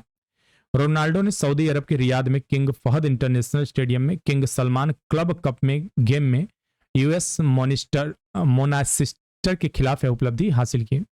Premiere league team Manchester United को छोड़ने के बाद रोनाल्डो जनवरी 2023 में अल नासर टीम में शामिल हुए। फुटबॉल इतिहास से सर्वाधिक हेडर वाले खिलाड़ी कौन है? देखिए, रोनाल्डो अब आ गए हैं, पुर्तगाल के हैं 145, गर्ड मुलर इससे पहले जर्मनी के थे, फिर कार्लोस सेंटिलियाना स्पेन के थे, और पेले भी ब्राजील के महान खिलाड़ी। पेले का कौन तुलना कर सकता है, लेकिन फिलहाल इस समय तो वो उनका निधन भी हो गया। World university game 2023, FISU world university game 28 जुलाई से 8 अगस्त 2023 तक चेंगदू चीन में आयोजित किए गए। वर्ल्ड यूनिवर्सिटी गेम्स 2023 में भारत 26, 11 स्वर्ण, 5 रजत और 10 कांस्य के साथ 7वें स्थान पर रहा। वर्ल्ड यूनिवर्सिटी गेम्स 2023 में 178 पदकों के साथ चीन प्रथम स्थान पर रहा, जबकि जापान 93 पदक, कोरिया 98 पदक जीतकर क्रमशः दूसरे और तीसरे स्थान पर है। अब हम अपने प्यारे भारत को खोजते हैं, कहाँ है वर्ल्ड यूनिवर्सिटी गेम्स, जिसमें पहले यूनिवर्सियड के नाम से जाना जाता था, और यह प्रति 2 वर्ष पर आयोजित होने वाले वर्ल्ड यूनिवर्सिटी गेम्स का 31वां संस्करण था। और भारत को ये 26, यहाँ पहले ऊपर मैंने ध्यान नहीं दिया, आप देख सकते हैं यहाँ ये 26 मिला है, 11 स्वर्ण 5 रजत के साथ। ठीक है, तो बस इतना ही जानना इसमें जरूरी होता है कि भारत का क्या रैंकिंग है। क्रिकेट विश्व कप 2023 के लिए शुभंकर क्या बनाया गया है? आगामी विश्व कप के लिए अंडर 19 विश्व कप चैंपियनशिप के कप्तान यश ढुल और शेफाली वर्मा की मौजूदगी में गुरुग्राम हरियाणा के एक कार्यक्रम में करिश्माई युगल ब्रांड शुभंकर का अनावरण किया गया। शुभंकर उस भावना एकता का प्रतिनिधित्व करता है जिसे क्रिकेट दुनिया भर में बढ़ावा देता है, जो अगली पीढ़ी के क्रिकेट प्रशंसकों को उत्साहित करेगा।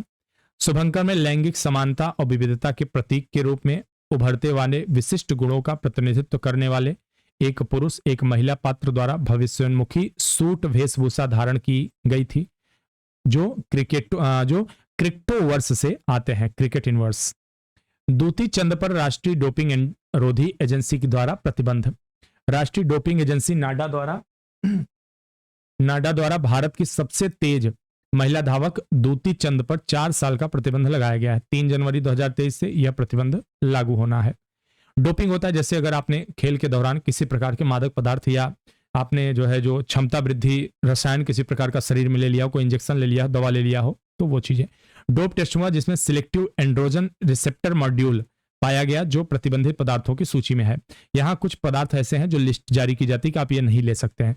दूती चंद अपील करने के लिए 21 दिन का समय मिला, जिसमें वह डोपिंग रोधी अपील पैनल के सामने अपना पक्ष रख सकती हैं। दूती चंद 100 मीटर की राष्ट्रीय रिकॉर्डधारी एथलीट हैं, जिन्होंने 2018 में जकार्ता में 100 मीटर 200 मीटर स्पर्धा में रजत पदक जीते थे। राष्ट्रीय डोपिंग रोधी एजेंसी नाडा भारत में खेलों में डोपिंग नियंत्रण कार्यक्रम को बढ़ावा, समन्वय, निगरानी करता है। 24 नवंबर 2005 को इसे सोसाइटी पंजीकरण अधिनियम 1860 के तहत एक पंजीकृत सोसाइटी के रूप में स्थापित किया गया था। अब देखते हैं वन लाइनर जो है, समसामयिक वन लाइनर, एक एक लाइन के देखते जाएंगे। राज्य का जो अभी हमने पीछे पढ़ा, अभी रिवीजन है एक तरह से आपका, ठीक है, रिवीजन होता चला जाएगा अगर आपने पहले पढ़ रखा है। और पहले पार्ट को आप लोग जरूर देखिए, अगर यहां तक आए तो पहले पार्ट को जरूर देखिए जाके। केंद्रीय शिक्षा कौशल विकास मंत्री धर्मेंद्र प्रधान ने 23 अगस्त 2023 को किस राज्य में केंद्रीय जनजातीय विश्वविद्यालय की आधारशिला रखी? आंध्र प्रदेश में। किस राज्य सरकार ने 25 अगस्त 2023 को 4 नए जिले और 81 उप जिलों के गठन को मंजूरी दी? असम। मध्य प्रदेश के 21 अगस्त 2023 को किस हवाई अड्डे में आधारशिला रखी गई? दतिया हवाई अड्डे की। केंद्र सरकार ने 20 अगस्त 2023 को बाढ़ प्रभावित किस राज्य के लिए 200 करोड़ रुपए की अग्रिम राशि की मंजूरी दी? हिमाचल प्रदेश। केंद्रीय विद्युत और नवीकरणीय ऊर्जा मंत्री आर सिंह ने 18 अगस्त 2023 को बिहार के किस जिले में पावर ग्रिड के उप स्टेशन की विस्तार की आधारशिला रखी? लखीसराय। बिहार के बाढ़ में 18 अगस्त 2023 को सुपर थर्मल, बाढ़ नहीं है, बाढ़ सुपर थर्मल पावर प्रोजेक्ट की कितने मेगावाट की इकाई को राष्ट्र को समर्पित किया गया? 660। किस राज्य के मुख्यमंत्री 15 अगस्त 2023 को मुख्यमंत्री चिकित्सा सहायता कोष के लिए एक मोबाइल ऐप और व्हाट्सएप हेल्पलाइन लॉन्च किया है? महाराष्ट्र। बिजली की समस्या को कम करने के लिए किस राज्य में 11 अगस्त को मुख्यमंत्री सौर मिशन लॉन्च किया गया? मेघालय। किस राज्य सरकार ने शेरों को ट्रैक करने के लिए सिंह सूचना ऐप लॉन्च किया है? गुजरात। राज्य के मुख्यमंत्री ने महिलाओं को मुफ्त स्मार्टफोन प्रदान करने की कौन सी योजना लॉन्च की? इंदिरा गांधी मुफ्त स्मार्टफोन योजना। राजस्थान ने। उड़ीसा उच्च न्यायालय के मुख्य न्यायाधीश के रूप में हाल ही में किसने शपथ ली? सुभाषिस तलपात्रा। गैंडा संरक्षण को पुनर्जीवित करने के लिए राइनो टास्क फोर्स का गठन किस राज्य में किया गया? बिहार में। किस उच्च न्यायालय ने जाति आधारित सर्वेक्षण फिर से शुरू करने का आदेश दिया? पटना उच्च न्यायालय ने। किस राज्य के मुख्यमंत्री ने 2 अगस्त 23 को अमृत वृक्ष आंदोलन ऐप लॉन्च किया? असम के मुख्यमंत्री हेमंत बिस्वा शर्मा। किस राज्य सरकार ने 1 अगस्त 2023 को जल पर्यटन और साहसिक खेल नीति को मंजूरी दी है? उत्तर प्रदेश। रतन टाटा को पहला उद्योग रत्न पुरस्कार से सम्मानित करने की घोषणा महाराष्ट्र सरकार ने। 31 जुलाई मणिपुर में हिंसा की निंदा करते हुए किस राज्य की विधानसभा में एक प्रस्ताव पारित किया गया? पश्चिम बंगाल विधानसभा। चंद्रयान 3 के लैंडर विक्रम के टच डाउन पॉइंट को किस नाम से जाना जाएगा? शिव शक्ति पॉइंट। चंद्रमा की सतह हुआ स्थान जहां चंद्रयान ने निशान छोड़े हैं उसे किस नाम से जाना जाएगा? तिरंगा पॉइंट। न्याय तक पहुंच सुनिश्चित करने के लिए न्याय विभाग ने 25 अगस्त 2023 को कौन सा कार्यक्रम लॉन्च किया है? Tele law 2.0। 24 अगस्त 2023 को 54वें नेटवर्क प्लानिंग ग्रुप एनपीजी की बैठक कहां आयोजित की? नई दिल्ली। संरचनात्मक अखंडता पर तीसरे अंतर्राष्ट्रीय सम्मेलन का आयोजन 23 अगस्त 2023 को कहां किया गया? तमिलनाडु के मामल्लपुरम में। हल्के लड़ाकू विमान तेजस ने 23 अगस्त 2023 को हवा में मार करने वाले किस विदेशी बियॉन्ड विजुअल रेंज मिसाइल का सफल परीक्षण किया? अस्त्र। वित्त मंत्रालय और कारपोरेट कार्य मंत्रालय का 3 दिवसीय चिंतन शिविर हाल में कहां आयोजित किया गया? गुजरात के केवड़िया में। नई दिल्ली में ग्रामीण विकास विभाग, भूमि संसाधन विभाग, पंचायती राज मंत्रालय की वार्षिक क्षमता निर्माण योजना का शुभारंभ कब किया गया? 22 अगस्त 2023। बांग्लादेश भारत के बीच संयुक्त सीमा शुल्क समूह जेजीसी की 14वीं बैठक 21 अगस्त से 22 अगस्त तक कहां आयोजित की गई? नई दिल्ली। किस संस्था ने 21 अगस्त 2023 को डीटीएच सेवाओं की लाइसेंस फी नीतिगत मामलों पर सिफारिशें जारी की है? ट्राई ने। 21 अगस्त को राज्यसभा में कितने सदस्यों ने शपथ ली? 9 सदस्यों ने। G20 के अंतर्गत 19 अगस्त 2023 को स्वास्थ्य मंत्रियों और वित्त मंत्रियों की बैठक कहां आयोजित की गई? गांधीनगर में, गुजरात। अमृत सरोवर अभियान के अंतर्गत देश भर में अब तक कितने से अधिक अमृत सरोवर का निर्माण कायाकल्प किया गया है? 66,000। इसके बारे में वन लाइनर है, डिटेल हम पहले पढ़ चुके हैं, पहले पार्ट में सारी डिटेल इसकी दी जा चुकी है आप लोगों को। पत्तन पोत परिवहन जलमार्ग मंत्रालय ने 18 अगस्त 2023 को कहां 19वीं समुद्री राज्य विकास परिषद की बैठक की? केवड़िया, गुजरात। द्रौपदी मुर्मू जी ने 17 अगस्त 2023 को हुगली नदी के तट पर किस युद्धपोत का जलावतरण किया? विंध्यगिरी। केंद्रीय जल आयोग ने 17 अगस्त 2023 को कौन सा मोबाइल एप्लीकेशन लॉन्च किया? Flood watch. श्रम एवं रोजगार मंत्रालय द्वारा हाल में जारी आंकड़ों के अनुसार कर्मचारी राज्य बीमा योजना के अंतर्गत जून माह में कितने नए कामगारों ने पंजीकरण कराया? 20.27 लाख। केंद्रीय मंत्रिमंडल 16 अगस्त 2023 को कितने आवंटन के साथ डिजिटल इंडिया कार्यक्रम के विस्तार को मंजूरी दी? 14,903 करोड़। 16 अगस्त 2023 को मत्स्य पालन एक्वाकल्चर उद्योग की गोलमेज बैठक का आयोजन कहां किया गया? हैदराबाद में। भारत चीन कोर कमांडर स्तर की 19वें दौर की बैठक 13 से 14 अगस्त 2023 को कहां आयोजित की गई? भारत के चुशूल मोल्दो सीमा पर। ग्रामीण विकास मंत्री गिरिराज सिंह ने 11 अगस्त को नई दिल्ली किस राष्ट्रीय मीडिया अभियान का उद्घाटन किया? संवाद भूमिका, संवाद देश। पीएम गतिशक्ति के तहत 28,000 करोड़ रुपए से अधिक कितनी बुनियादी ढांचा परियोजनाओं की सिफारिश की गई? 6। राज्य सरकारों ने ऑयल पाम प्रसंस्करण कंपनियों के साथ मिलकर 25 जुलाई 12 अगस्त 2023 तक कौन से अभियान का आयोजन किया? मेगा ऑयल पाम वृक्षारोपण अभियान। केंद्रीय गृह सहकारिता मंत्री अमित शाह ने 12 अगस्त 2023 को इफ्को नैनो डीएपी तरल संयंत्र का शिलान्यास गुजरात के गांधीधाम में किया। तटीय जल कृषि प्राधिकरण संशोधन विधेयक 23 में सभा कब पारित किया? लोकसभा राज्यसभा ने 9 अगस्त को। किस मंत्रालय ने 9 अगस्त को भारतीय web browser development challenge launch किया? इलेक्ट्रॉनिक्स एवं सूचना प्रौद्योगिकी मंत्रालय मेइती। भारतीय प्रबंधन शोध संस्थान संशोधन विधेयक 2023 को कब मंजूरी मिली संसद की? 8 अगस्त 2023। संसद में राष्ट्रीय राजधानी क्षेत्र दिल्ली सरकार संशोधन विधेयक 2023 कब पारित हुआ? 7 अगस्त 2023। राज्यसभा से मंजूरी के बाद संसद में जन्म और मृत्यु पंजीकरण संशोधन विधेयक 2023 कब पारित किया गया? 7 अगस्त 2023। भारत में विदेशी छात्रों की शिक्षा को आसान बनाने के लिए हाल ही में किस पोर्टल की शुरुआत की गई? Study in India portal. NHAI राष्ट्रीय राजमार्ग उपयोगकर्ताओं के लिए किस एकीकृत मोबाइल एप्लीकेशन की शुरुआत हुई? राजमार्ग यात्रा। भारतीय रेलवे किसके साथ हैदराबाद में 5G परीक्षण स्थापित करने के लिए समझौते ज्ञापन पर हस्ताक्षर किया? IIT मद्रास। प्रधानमंत्री मोदी ने 6 अगस्त 2023 को देश भर के कितने रेलवे स्टेशनों के पुनर्विकास की आधारशिला रखी? 508। केंद्रीय गृह एवं सहकारिता मंत्री अमित शाह 6 अगस्त 2023 को सहकारी समितियों के केंद्रीय पंजीयक कार्यालय में डिजिटल पोर्टल का शुभारंभ किया, पुणे। सरकार ने देश भर में 6,40,000 गांवों में भारत नेट के विस्तार के लिए कितने रुपए आवंटित किए? 1,39,579 करोड़। G20 एम्पावर शिखर सम्मेलन 1 अगस्त को कहां आयोजित किया गया? गांधीनगर। अन्य पिछड़ा वर्ग के उप वर्गीकरण के लिए गठित किस आयोग ने अपनी रिपोर्ट राष्ट्रपति द्रौपदी मुर्मू को सौंपी? रोहिणी आयोग। आर्थिकी देखते हैं। रक्षा खरीद परिषद ने सशस्त्र बलों के परिचालन क्षमताओं को बढ़ाने के लिए 24 अगस्त 2023 को कितने प्रस्तावों को मंजूरी दी? 7800 करोड़ रुपए। 16 अगस्त 2023 को जनरल मोटर्स के तालेगांव प्लांट का अधिग्रहण किस ऑटो कंपनी ने किया? Hyundai motor India. चालू वित्त वर्ष की अप्रैल जुलाई अवधि के दौरान रूस से भारत का आयात दोगुना होकर कितना हो गया? 20.45 बिलियन अमेरिकी डॉलर। वित्त मंत्रालय ने 4 अगस्त 2023 को किसे महारत्न कंपनी की श्रेणी में शामिल करने को मंजूरी दी? Oil India limited. अब देखते हैं अंतर्राष्ट्रीय। दक्षिण अफ्रीका के राष्ट्रपति सिरिल रामफोसा ने 24 अगस्त 2023 को ब्रिक्स में कितने नए देशों के शामिल होने की घोषणा की? 6। अफ्रीकी संघ में 22 अगस्त 2023 को संवैधानिक व्यवस्था के प्रभावी बहाली होने तक किस देश को संघ से निलंबित कर दिया गया? नाइजर को। हाल ही में थाईलैंड के नए प्रधानमंत्री कौन चुने गए हैं?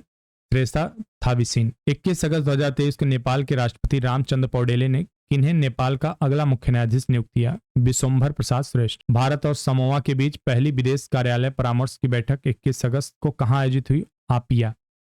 भारत ने 17 अगस्त 2023 को किस देश के साथ इंडिया स्टैक को साझा करने के लिए एक समझौते ज्ञापन पर हस्ताक्षर? Trinidad tobacco. 17 अगस्त 2023 को किस देश ने गूगल पर 30 लाख रूबल का जुर्माना लगाया? रूस ने। अब रूबल तो रूस ही लगाएगा। हाल ही में भारतीय वायुसेना ने किस देश के हेरॉन मार्क 2 ड्रोन को शामिल किया है? इजराइल के। Bharat Nepal line of credit समीक्षा बैठक का 10वां दौर कहां आयोजित किया? काठमांडू में। हाल ही में हुनमैनेट किस देश के नए प्रधानमंत्री नियुक्त हुए? कंबोडिया के। भारत ने हाल ही में किस देश को विशिष्ट डिजिटल पहचान परियोजना के लिए 45 करोड़ रुपए की आर्थिक सहायता दी? श्रीलंका। किस देश की सैन्य शासन ने देश में लागू आपातकाल की सीमा को 6 महीने तक बढ़ाने का फैसला किया? म्यांमार ने। विज्ञान और प्रौद्योगिकी। रूस ने चंद्रमा की सतह पर पहुंचने के लिए हाल ही में कौन सा मून मिशन लॉन्च किया? लूना 25, जो कि दुर्भाग्य से फेल हुआ। कौन सा एक वैज्ञानिक पनडुब्बी विकसित किया है जो गहरे समुद्र में खनन के लिए 6000 मीटर की गहराई तक जा सकता है? मत्स्य 6000। किसानों के लिए सर्वोत्तम कृषि कार्य प्रणाली आदि के बारे में जागरूकता बढ़ाने के उद्देश्य से कौन सा मोबाइल ऐप विकसित किया गया है? काट एलआई मोबाइल ऐप। किस संस्थान ने 21 अगस्त 2023 को नवजात शिशुओं को रेस्पिरेटरी सिंकाइटियल वायरस से बचाने वाले पहले टीके को मंजूरी दी? अमेरिकी खाद्य औषधि प्रशासन एफडीए। राष्ट्रीय सुरक्षा के लिए साइबर हमलों के खिलाफ रक्षा मंत्रालय ने हाल ही में कौन सी सुरक्षित ऑपरेटिंग सिस्टम विकसित किया? माया। पर्यावरण देखते हैं। किस परमाणु ऊर्जा संयंत्र से उपचारित रेडियो जल को प्रशांत महासागर में छोड़ा जा रहा है? फुकुशिमा। राष्ट्रीय बाघ संरक्षण प्राधिकरण एनटीसीए ने किस रिजर्व में को हाल ही में मंजूरी दी है? धौलपुर करौली रिजर्व को। भारत में पहली बार हिमालयी गिद्ध का कैप्टिव जन्म किस राज्य में हुआ है? असम में। 8 से 9 अगस्त को अमेजन सहयोग संधि की 2 दिवसीय बैठक कहां आयोजित की गई? ब्राजील के बेलेम में। किस देश ने $500 मिलियन के ऋण प्रकृति स्वैप की घोषणा की? गैबॉन। राष्ट्रीय स्वास्थ्य प्राधिकरण 23 अगस्त 2023 को 100 माइक्रोसाइट्स परियोजना के तहत पहला एबीडीएम माइक्रोसाइट कहां लॉन्च किया है? आइजोल असम में। कौशल विकास में मदद के लिए 15,000 करोड़ रुपए तक का आवंटन के साथ कारीगरों के लिए कौन सी योजना शुरू की जा रही? विश्वकर्मा योजना। हाल ही में किस योजना को 8100 करोड़ रुपए की स्वीकृति आवंटन प्राप्त हुआ? सौर पार्क अल्ट्रा मेगा विद्युत परियोजना का विकास। केंद्रीय वित्त मंत्रालय के व्यय विभाग ने 2 अगस्त 2023 को विवाद निपटारे के लिए कौन सी योजना शुरू की? विवाद से विश्वास 2.0। 26 जुलाई 2023 कितने गांवों में स्वामित्व योजना के तहत ड्रोन उड़ान का कार्य पूरा किया जाएगा? 2,70,924। प्रधानमंत्री आवास योजना कार्यक्रम कितने घर पूरे किए गए? 75.51 लाख। अब रिपोर्ट और सूचकांक के बारे में। किस संस्था ने जैविक इलेक्ट्रॉनिक माइक्रोस्कोपी और नैनो बायोटेक्नोलॉजी पर Indian journal of biochemistry and biophysics विशेष अंक प्रकाशित किया? CSIR NISPCR। किसने 21 अगस्त 2023 को NESDA राज्यों के शासित प्रदेशों के लिए सुझाव की मासिक रिपोर्ट का 5वां संस्करण जारी किया? प्रशासनिक सुधार लोक शिकायत विभाग DARPG। छठी जनगणना रिपोर्ट के अनुसार देश में कितने लघु सिंचाई योजनाएं बताई गई? 23.14 मिलियन। छठी जनगणना रिपोर्ट के अनुसार देश में सर्वाधिक लघु सिंचाई योजना किस राज्य में है? उत्तर प्रदेश में। उत्तर प्रदेश। केंद्रीय प्रदूषण नियंत्रण बोर्ड द्वारा जारी स्वच्छ वायु सर्वेक्षण 2023 में 10 लाख से अधिक आबादी वाले शहरों की श्रेणी किस शहर ने प्रथम स्थान प्राप्त किया? इंदौर, लगातार छठी बार। भारत ने इंटरनेट रेजिलियंस इंडेक्स में 43% का समग्र स्कोर प्राप्त किया है। दक्षिण एशियाई क्षेत्र किस स्थान पर रहा? छठे स्थान पे। अब प्रतियोगिता परीक्षा प्रश्नोत्तर सार देख लेते हैं। जो परीक्षाएं हुई हैं उनके आधार पर यहाँ कुछ प्रश्न पत्र दिए गए हैं, उनकी डिटेलिंग है, काम दे जाता है। इतिहास से संबंधित पहले प्रश्न देख लेते हैं। 1917 में चंपारण सत्याग्रह के दौरान भारत में गांधी जी के जीवन पर पहले ज्ञात प्रयास कौन था? H.S. पोलक। मोहम्मद बिन तुगलक के शासनकाल में भारत आए प्रसिद्ध मुस्लिम खोजकर्ता इब्न बतूता किस देश का था? मोरक्को। द इंडियन स्ट्रगल का लेखन किया था सुभाष चंद्र बोस ने। बिहार की किस जनजाति के नेता ने कांग्रेस के गया अधिवेशन में भाग लिया था? उरांव। 1938 में किसकी अध्यक्षता में राष्ट्रीय योजना समिति की स्थापना की गई? जवाहरलाल नेहरू। महात्मा गांधी एंड बिहार सम रेमिनेंसेस पुस्तक के लेखक डॉक्टर राजेंद्र प्रसाद। किस आंदोलन के प्रभाव में आकर बिहार के लोगों ने चौकीदारी कर देने से इनकार कर दिया? सविनय अवज्ञा आंदोलन। वह महिला स्वतंत्रता सेनानी जो स्वतंत्रता आंदोलन की वयोवृद्ध महिला के रूप में विख्यात थी, कौन थी? अरुणा आसफ अली। किस स्थान पर बीजी तिलक ने होम रूल की स्थापना 1916 में की थी? पूना में। किस अंग्रेज सैन्य अधिकारी ने झांसी की रानी को कहते हुए श्रद्धांजलि दी थी कि यहां वह औरत सोई हुई है जो विद्रोहियों में एकमात्र मर्द थी? ह्यूज रोज। 1918 किस महीने में चंपारण कृषि कानून, चंपारण एग्रीगेरियन एक्ट, यूरोपीय नील बागान के स्वामी के विरुद्ध पारित किया गया? मई में। कौन सा रूसी क्रांति यूएसएसआर के प्रभाव के तहत निर्मित हुआ था? The commenters. भूगोल को देख लेते हैं। कौन सा कथन उत्तरी अमेरिका महाद्वीप के लेक सुपीरियर संबंध में सत्य है? यह कनाडा यूएसए के मध्य भौगोलिक सीमा बनाती है। सही है। आकार व माप में समानता कारण किस ग्रह को पृथ्वी की जुड़वा ग्रह माना जाता है? शुक्र को। कौन सा देश अमेजन नदी का बेसिन का एक हिस्सा है? वेनेजुएला। पृथ्वी की सतह शुरू होकर वायुमंडल की परतों का सही क्रम क्षोभ मंडल, समताप मंडल, ताप मंडल और बहिर्मंडल। स्थानांतरणशील कृषि स्थानीय नाम और संबंधित देश का सही युग्म लदांग मलेशिया, और भारत में उसको झूम वगैरह बोला जाता है। यदि ग्रीनविच में दोपहर के 12 बजे हैं तो ग्रीनविच के 30 डिग्री पूर्व में क्या समय होगा? दोपहर के 2 बजे। कौन सा माल्चिंग शब्द की व्याख्या है? फसलों के बीच खाली जमीन को पुआल जैसे जैविक परतों से ढकना। छोटा नागपुर क्षेत्र मुंडा और संथाल किस पेड़ की पूजा करते हैं? इमली। किसकी जैव जायद में मौसमी है? जायद के मौसम की है। किसकी खेती इनमें से? जायद के मौसम की है। तरबूज, खीरा, खरबूजा। प्रत्येक कोशीय स्तर पर गैर अपघटनीय रसायनों के लगातार रसायन संचय की प्रक्रिया को ... के रूप में जाना जाता है। जैविक आवर्धन। पारितंत्र के ऊर्जा प्रवाह एक दिशिक होता है। कौन सा पारितंत्र संघटक सूक्ष्मजीव, पादप और जंतु ये संघटक हैं? कौन सी गैस लैंडफिल से उत्पन्न होती है? मीथेन। कौन जंगल में आहार श्रृंखला का प्रतिनिधित्व करता है? पादप, हिरण और शेर। आहार श्रृंखला में शाखान्वित श्रृंखला को आहार जाल कहा जाता है। हरे पौधे सूर्य के प्रकाश को ऊर्जा 1% ग्रहण करते हैं और उसे खाद्य ऊर्जा में परिवर्तित कर देते हैं। स्वपोषी आहार श्रृंखला में प्रथम पोषी स्तर पर मौजूद होते हैं। कौन सा पारिस्थितिक तंत्र में गैसीय जैव भूरासायनिक चक्र है? नाइट्रोजन चक्र, ऑक्सीजन चक्र, फास्फोरस चक्र। कौन सा जीव क्लोरोफिल की उपस्थिति में सूर्य के प्रकाश का उपयोग कर अकार्बनिक पदार्थों को कार्बनिक यौगिकों में परिवर्तित करता है? स्वपोषी। बाढ़ को रोकने के लिए सबसे उत्तम विधि वनारोपण होता। जवाहरलाल नेहरू की अस्थायी सरकार में श्रम मंत्री कौन थे? जगजीवन राम जी। मॉन्टेग्यू ने सरकार के अंतर्गत विधायिका, कार्यपालिका और न्यायपालिका के मध्य शक्तियों का विभाजन निम्नलिखित में से अपनी किस पुस्तक में प्रस्तावित किया था? The spirit of the laws में। सामाजिक तथा शैक्षणिक रूप से पिछड़े वर्गों के आरक्षण हेतु भारत सरकार 13 अगस्त 1990 के आदेश की वैधता निम्नलिखित में से किस वर्ष निर्णित हुई थी? 1992 में। भारतवर्ष के संविधान की प्रस्तावना में बंधुत्व मुख्यतः किसे आश्वासित करता है? देश की एकता और अखंडता को। अब देखते हैं जो विज्ञान से प्रश्न आए हुए हैं। किसके पास उच्च ऊर्जा स्तर का तरंग दैर्ध्य है? परावैंगनी विकिरण के पास। किसका पीएच मान 7 से अधिक है? रक्त प्लाज्मा। एक सामान्य नेत्र लेंस की नाभिक दूरी 2 सेंटीमीटर। शुद्ध बुझे हुए चूने, शुष्क बुझे हुए चूने पर क्लोरीन गैस की क्रिया से कौन सा पदार्थ बनता है? विरंजक चूर्ण। माता पिता से संतति में लक्षणों के पहुंचने की प्रक्रिया को कहते हैं आनुवांशिकता। ओम के नियम के सत्यापन के लिए ध्यान रखने वाली बात है, एमीटर को श्रेणी क्रम में और वोल्ट मीटर को समानांतर क्रम में जोड़ा जाना चाहिए। लोहे के बुरादे में तनु हाइड्रोलिक अम्ल डालने से क्या परिवर्तन होता है? हाइड्रोजन गैस और आयरन क्लोराइड का उत्पादन होता है। खाने के डिब्बे पर जिंक के बजाय टीन की परत चढ़ी होती है क्योंकि टीन की तुलना में जिंक अधिक प्रतिक्रियाशील है। अंडाशय द्वारा कौन सा कार्य किया जाता है? विकल्प दिए हुए थे उसमें परीक्षा में, तो देखते हैं। अंडाशय जो होता है एस्ट्रोजन का स्राव करता है, प्रोजेस्टेरॉन का स्राव करता है, डिंब का निर्माण करता है। इमली में कौन सा अम्ल है? टार्टरिक अम्ल। क्लोरोफॉर्म क्या होता है? प्राणियों के पाचन नाल में उपस्थित बैक्टीरिया, कोलीफार्म, इसको बोला कोलीफार्म। विद्युत विभव को मापने के लिए किस उपकरण का उपयोग किया जाता है? वोल्ट मीटर, गैल्वेन मीटर, पोटेशियोमीटर आदि। चुंबकीय क्षेत्र सदिश मात्रा। एक व्यक्ति पृथ्वी पर अधिक भार किस स्थिति में धकेल सकता है? जमीन पर लेट जाने की स्थिति में, खड़े होने की स्थिति में, बैठने की स्थिति में। प्रिज्म से गुजरने पर सबसे अधिक अपरिवर्तित होने वाली रंगीन प्रकाश कौन सा होगा? वह होगी बैगनी।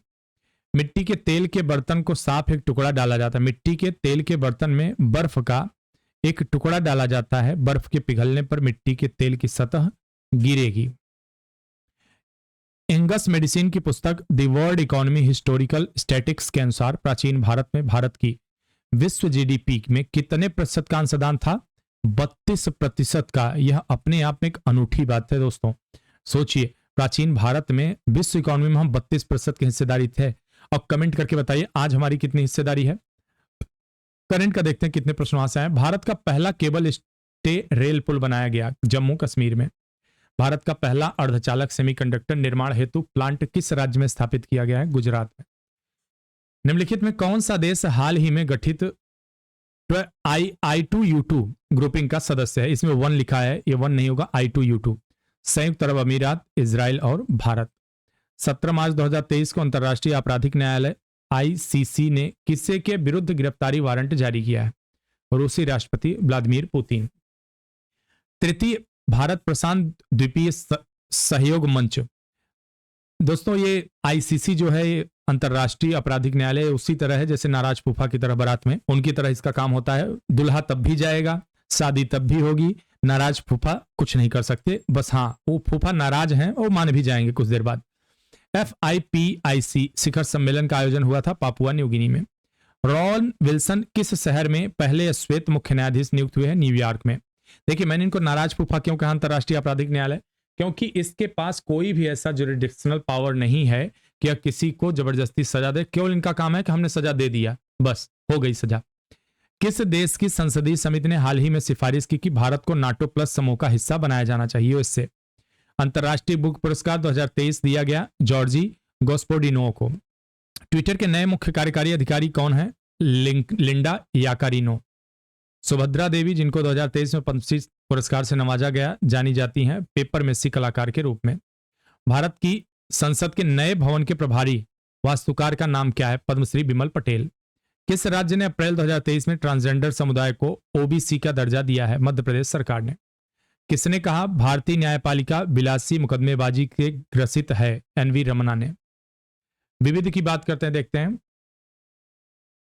हुंकार हिंदी साप्ताहिक पत्रिका के प्रकाशन में कौन संबंधित है? सहजानंद सरस्वती। भारत की किस संस्था का आदर्श वाक्य है? धर्मो रक्षति रक्षितः। कानून तभी रक्षा करता है जब उसकी रक्षा की जाती है। अनुसंधान और विश्लेषण विंग रॉ। एंगस मेडिसिन की पुस्तक the world economy historical statistics के अनुसार प्राचीन काल में भारत का विश्व GDP में कितने प्रतिशत योगदान था? 32%। पुस्तक the beautiful tree indigenous Indian education in the 18th century किसने लिखी है? धर्मपाल ने लिखी है। अब देख लेते हैं पत्र पत्रिकाओं का जो सारांश दिया हुआ है वो। अब देखते हैं योजनाओं का कुछ। देखिए क्या होता है ना कि कुरुक्षेत्र और योजना पढ़ने का आपके पास समय नहीं होता। इस तरह से अगर आपको संक्षेप मिल जाता है तो इससे बेहतर शायद ही कुछ होता है। तो आइए देखते हैं। पहले महिलाओं और बच्चों के पोषण पे आया है एक जो है ये इस बार का अंक है। असंतुलित रूप में किया गया भोजन किन किन स्वास्थ्य समस्याओं का कारण हो सकता है? कुपोषण, निम्न आयु अनुपात आदि। कुपोषित और गरीब महिलाओं को किन समस्याओं का सामना करना पड़ता है? बच्चों के जन्म के समय कम वजन, अनुपात, पूर्व समय प्रसव, गर्भपात, शिशु मातृ मृत्यु दर आदि। अध्ययन के अनुसार भारतीय महिलाओं में वजन संबंधी कैसी समस्या आती है? या तो अधिक वजन या कम वजन।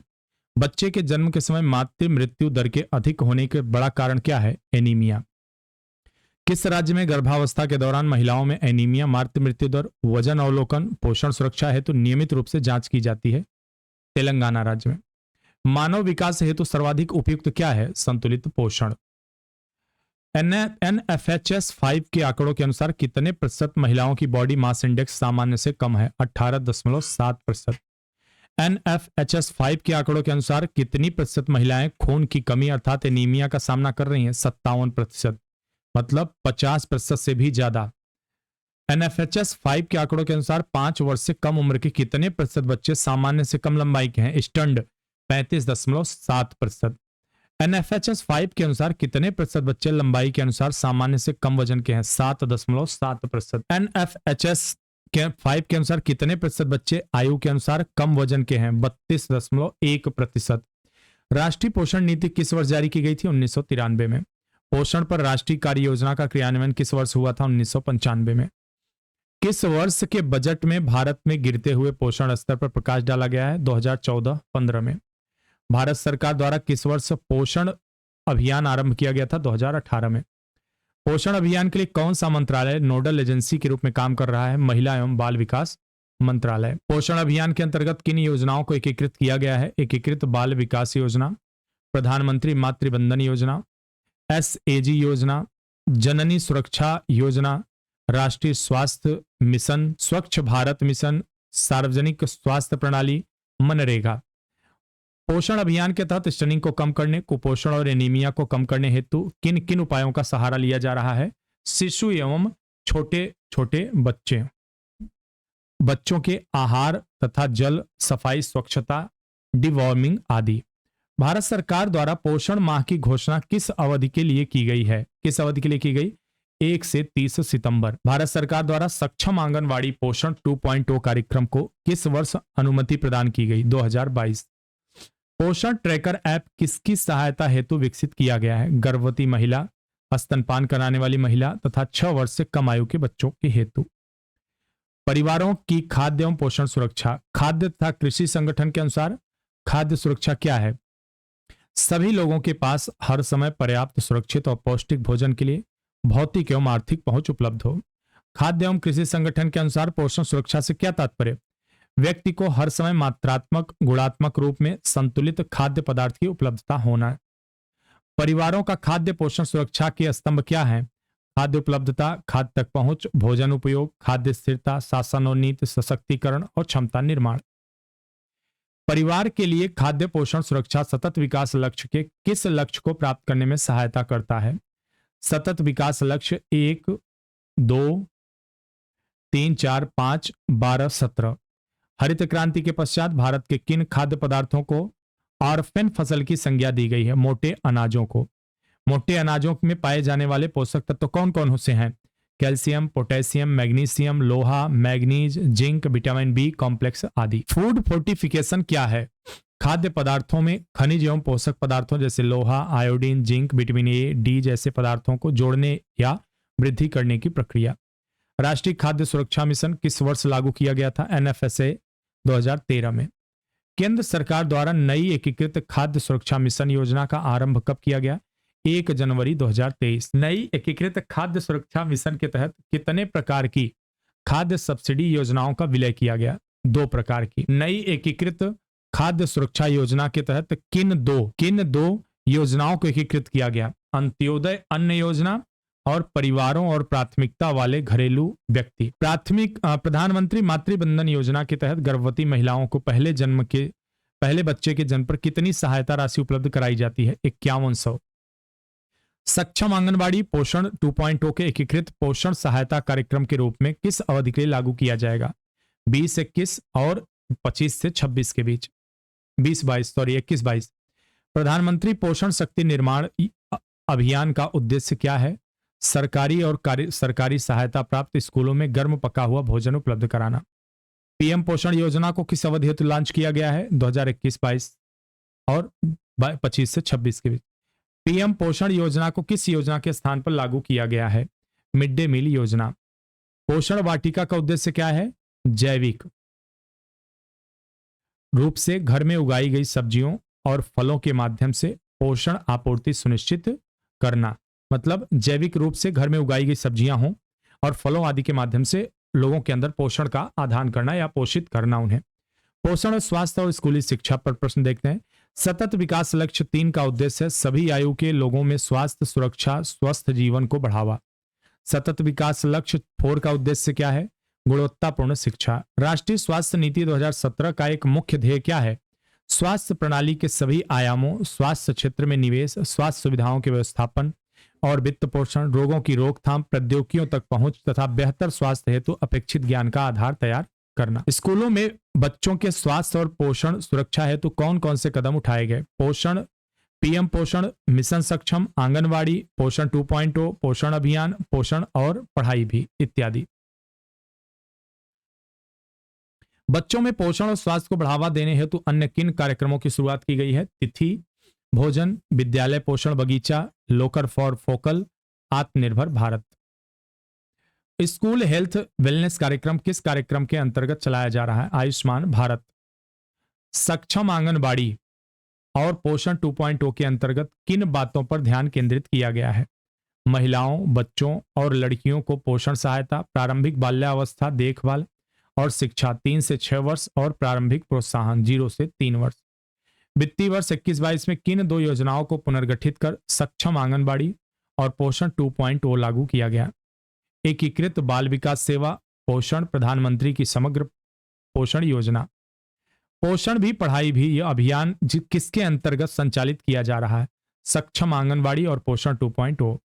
फ्लैगशिप अभियान पोषण भी पढ़ाई भी अभियान को कब किस वर्ष लॉन्च किया गया?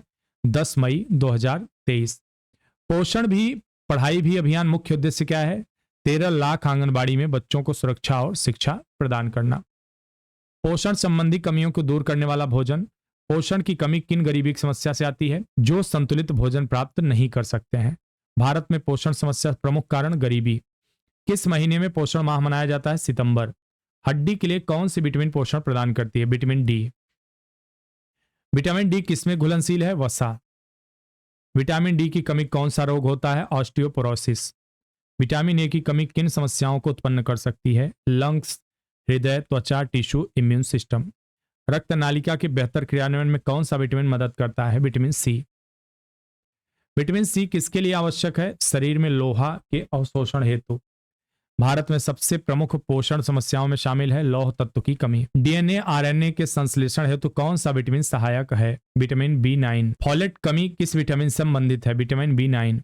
कैल्शियम का शरीर क्या योगदान देता है? हड्डियों और दांतों के निर्माण में। मातृत्व मोटापा 1975-2016 के बीच वैश्विक स्तर पर महिलाओं में मोटापे की कितनी वृद्धि देखी गई? 6 से 15%। मोटापा अनुमान के अनुसार 2025 तक विश्व में कितने प्रतिशत महिलाएं मोटापे का शिकार होंगी? 21%। वर्ष 2016 तक भारत की कितनी प्रतिशत महिलाएं अधिक वजन और मोटे का शिकार होंगी? 20.7%। भारत 15 से 49 वर्ष की आयु कितनी प्रतिशत महिलाएं मोटापे से युक्त हैं? 24%। आजादी का अमृत महोत्सव। आजादी के अमृत महोत्सव कितने स्तंभ हैं? 5। 5 स्तंभ कौन कौन से? स्वतंत्रता संग्राम, विचार एट द 75, कार्य एट द 7, संकल्प एट द 75, उपलब्धि एट द रेट 75। मेरा गांव मेरी धरोहर के अंतर्गत किस कार्यक्रम का आयोजन किया जाएगा? 6.50 लाख गांव का सांस्कृतिक मानचित्र बनाया जाएगा। आजादी के अमृत महोत्सव 2.0 अकाम 2.0 के अंतर्गत प्रधानमंत्री द्वारा पंच प्राण से परिकल्पित कितने नए विषयों की पहचान की गई है? कितने? 9 विषय। अकाम 2.0 के अंतर्गत परिकल्पित 9 विषय कौन कौन से हैं? महिलाएं, बच्चे, जनजाति सशक्तिकरण, जल पर्यावरण के लिए, जीवन शैली, स्वास्थ्य और आरोग्य, समावेशी विकास, आत्मनिर्भर भारत, सांस्कृतिक गौरव और एकता। समग्र आरोग्यता देखें। पिछले दशक में किस दृष्टिकोण के आधार पर स्वास्थ्य क्षेत्र को समग्र रूप से मजबूत करने का लक्ष्य रखा गया? Token to total. भारत की स्वास्थ्य प्रणाली कितने स्तरों पर वाली है? 3 स्तरों वाली। राष्ट्रीय ग्रामीण स्वास्थ्य मिशन का नया नाम क्या है? राष्ट्रीय स्वास्थ्य मिशन। मासिक धर्म संबंधित स्वच्छता योजना के तहत 22 से 23 में प्रति माह कितने महिलाओं को सैनिटरी नैपकिन उपलब्ध कराई गई? 4.5 मिलियन। आयुष्मान भारत पहल का आरंभ कब हुआ? 2018 में। आयुष्मान भारत के पहल के अंतर्गत कौन सी 2 योजनाएं शामिल हैं? स्वास्थ्य तथा आरोग्य केंद्र और प्रधानमंत्री जन आरोग्य योजना। गरीबों कमजोर लोगों को अस्पताल में भर्ती और मुफ्त रोगी सेवाएं किस योजना के अंतर्गत प्रदान किया जाता है? प्रधानमंत्री जन आरोग्य योजना। प्रधानमंत्री जन आरोग्य योजना के तहत 33 राज्यों केंद्र शासित प्रदेशों में कितने प्रतिशत पात्र आबादी को वित्तीय सुरक्षा प्रदान की जाती है? 40%। देश में एकीकृत डिजिटल स्वास्थ्य बुनियादी ढांचे को विकसित करने हेतु किस योजना का आरंभ किया गया? Ayushman Bharat digital mission AVDS। Bharat में पूर्ण टीकाकरण के लिए कौन सी योजना चलाई जा रही है? मिशन इंद्रधनुष। NFHS 5 में NHFS 4 के 62% पूर्ण टीकाकरण की तुलना में कितना हो गया है? 76.4%। 15वें वित्त आयोग द्वारा ग्रामीण शहरी स्थानीय निकायों को स्वास्थ्य क्षेत्र में अनुदान के माध्यम से कितने करोड़ रुपए की अतिरिक्त संसाधन आवंटन किया गया? 70,051 करोड़। वर्तमान में चिकित्सा शिक्षा के लिए कितने स्नातक सीटें हैं? 1.7 लाख। 2017 से 21 के बीच मलेरिया मामले में कितने प्रतिशत की कमी आई है? 85.3%। भारत किस वर्ष तक टीबी खत्म करने हेतु प्रतिबद्ध है? 2025 तक। प्रधानमंत्री टीबी मुक्त भारत अभियान का उद्देश्य क्या है? सरकारी स्वास्थ्य इकाइयों में उपलब्ध मुफ्त टीबी उपचार के बारे में जागरूकता बढ़ाना। रोगी सहायता सामुदायिक जुड़ाव को बढ़ावा देने वाला मंच है निक्षप 2.0। मीठी क्रांति देख लेते हैं। भारत में मधुमक्खी पालन किन क्षेत्रों में किया जाता है? पहाड़ों, तलहटी, जंगलों, कृषि भूमि, मैंग्रोव वनों में। एपी कल्चर मधुमक्खी पालन क्या है? शहद और अन्य संबंधी उत्पादों के लिए मधुमक्खियों को रखने और प्रबंधित करने की प्रथा। शहद क्या है? प्राकृतिक रूप से मिठास प्रदान करने वाला स्वीटनर। मधुमक्खी पालन के घटकों में क्या शामिल है? मधुमक्खी कॉलोनियां, पालक और पालन उपकरण। एपी कल्चर पर्यावरण संरक्षण में किस प्रकार सहायक है? कार्बन फुटप्रिंट कम करता है। आधुनिक मधुमक्खी पालन विकास कब हुआ? 1500 से 1851 के बीच में। भारत में मधुमक्खी पालन का प्रथम प्रयास कब और कहां किया गया? 1882 में बंगाल में, 1883-84 में पंजाब में। दक्षिण भारत में 1911 से 17 के बीच किस सिद्धांत को अपनाया गया? B space. दक्षिण भारत में किस मधुमक्खी के लिए छत्ता तैयार किया गया था? मधुमक्खी एपिसेराना। भारत में पहली बार किस विदेशी मधुमक्खी पालन किया गया? एल मलिफेरा का। ए मलिफेरा को सबसे पहले कहां पालन किया गया? नगरोटा बगवा। केंद्रीय क्षेत्र की योजना में राष्ट्रीय मधुमक्खी पालन शहद मिशन किसके द्वारा 100% वित्त पोषित है? राष्ट्रीय मधुमक्खी बोर्ड। राष्ट्रीय मधुमक्खी बोर्ड का उद्देश्य क्या है? भारत में मधुमक्खी पालन को बढ़ावा देकर परागण के माध्यम से फसलों की उत्पादकता बढ़ाना। राष्ट्रीय मधुमक्खी पालन शहद मिशन के अंतर्गत कौन सी 3 उपयोजनाएं शामिल लघु मिशन शामिल है? Mini mission 1, mini mission 2, mini mission 3। संवहनी मैन्युफैक्चरिंग देख लेते हैं। पिक्की मैकेंजी रिपोर्ट के अनुसार भारत को किस वर्ष तक उच्च आय वाला राष्ट्र बन जाने की उम्मीद है? 2047 तक। रिपोर्ट के अनुसार भारतीय अर्थव्यवस्था की वास्तविक घरेलू उत्पाद वृद्धि दर कितने प्रतिशत हो सकती है? 7.7%। भारत 2047 तक कितने करोड़ रुपए की अर्थव्यवस्था बन सकता है? 1500 लाख करोड़। भारत में मैन्युफैक्चरिंग के क्षेत्र में 2023 तक कितने करोड़ रोजगार पैदा हो सकते हैं? 6 से 7 करोड़। वर्ष 2022 में मैन्युफैक्चरिंग की वास्तविक जीडीपी वृद्धि दर कितनी थी? 7.8%। वर्तमान समय में भारत कितने मूल्य का मोबाइल फोन निर्यात करता है? 11 अरब अमेरिकी डॉलर से ज्यादा। देश से निर्यात की जाने वाली वस्तुओं में 5वां सबसे बड़ा हिस्सा किसका है? मोबाइल फोन का। सड़क विकास कार्यक्रम भारतमाला के अंतर्गत शहर में कौन से पार्क स्थापित किए जा रहे हैं? बहुविध लॉजिस्टिक पार्क। नेस्कॉम रिपोर्ट के अनुसार वित्त वर्ष 2021 में उद्योग 4.0 समाधानों पर भारत द्वारा कितनी रकम खर्च की गई? 5.5 से 6.5 अमेरिकी डॉलर। मैन्युफैक्चरिंग उद्योग किस प्रकार के गैसों का बड़ा स्रोत है? ग्रीन हाउस गैसों का। शिक्षा प्रौद्योगिकी की बात करें। राष्ट्रीय शिक्षा नीति 2020 को कब लागू किया गया? 29 जुलाई 2020। राष्ट्रीय शिक्षा नीति में किस प्रकार की शिक्षा की वकालत की गई है? सभी के सुलभ, न्याय संगत और अनन्य गुणवत्ता वाला। नई शिक्षा नीति में स्कूली शिक्षा में GER को 100% तक तथा उच्च शिक्षा में कितना प्रतिशत करना शामिल है? 50%। भारत में अर्थव्यवस्था का ऐतिहासिक परिप्रेक्ष्य। अब देखते हैं भारतीय अर्थव्यवस्था और ऐतिहासिक परिप्रेक्ष्य से संबंधित कुछ प्रश्नों को। भारत में 1980 और 90 के दशक में किन कारणों से भुगतान संतुलन का सामना करना पड़ा था? भुगतान असंतुलन होगा यहां। भुगतान संतुलन से संबंधित संकट अगर होता तो सेंटेंस सही होता। केंद्र एवं राज्य सरकार के बड़े संयुक्त घाटे, बढ़ती मुद्रास्फीति का दबाव और चालू खाता घाटा। 1991 में भारत सरकार द्वारा किन नीतियों को अपनाया गया? लाइसेंस राज को खत्म करना, प्रत्यक्ष विदेशी निवेश को प्रोत्साहित करना और निजीकरण को बढ़ावा देना। 1980 के दशक के औसत 5.5% वाली वृद्धि दर 1995 से 2000 के बीच बढ़कर कितने प्रतिशत हो गई? 6.3%। भारत सरकार द्वारा उच्च संयुक्त सकल राजकोषीय घाटे पर काबू पाने हेतु कौन सा अधिनियम बनाया गया था? राजकोषीय उत्तरदायित्व एवं बजट प्रबंधन अधिनियम। जीएसटी का औसत मासिक संग्रह वर्ष 2023 के पहली तिमाही में कितना हो गया था? 1.7 लाख करोड़। केंद्र सरकार का प्रभावी पूंजीगत व्यय 2013-14 के 2.84% से बढ़कर 2022-23 में सकल घरेलू उत्पाद का कितना हो गया था?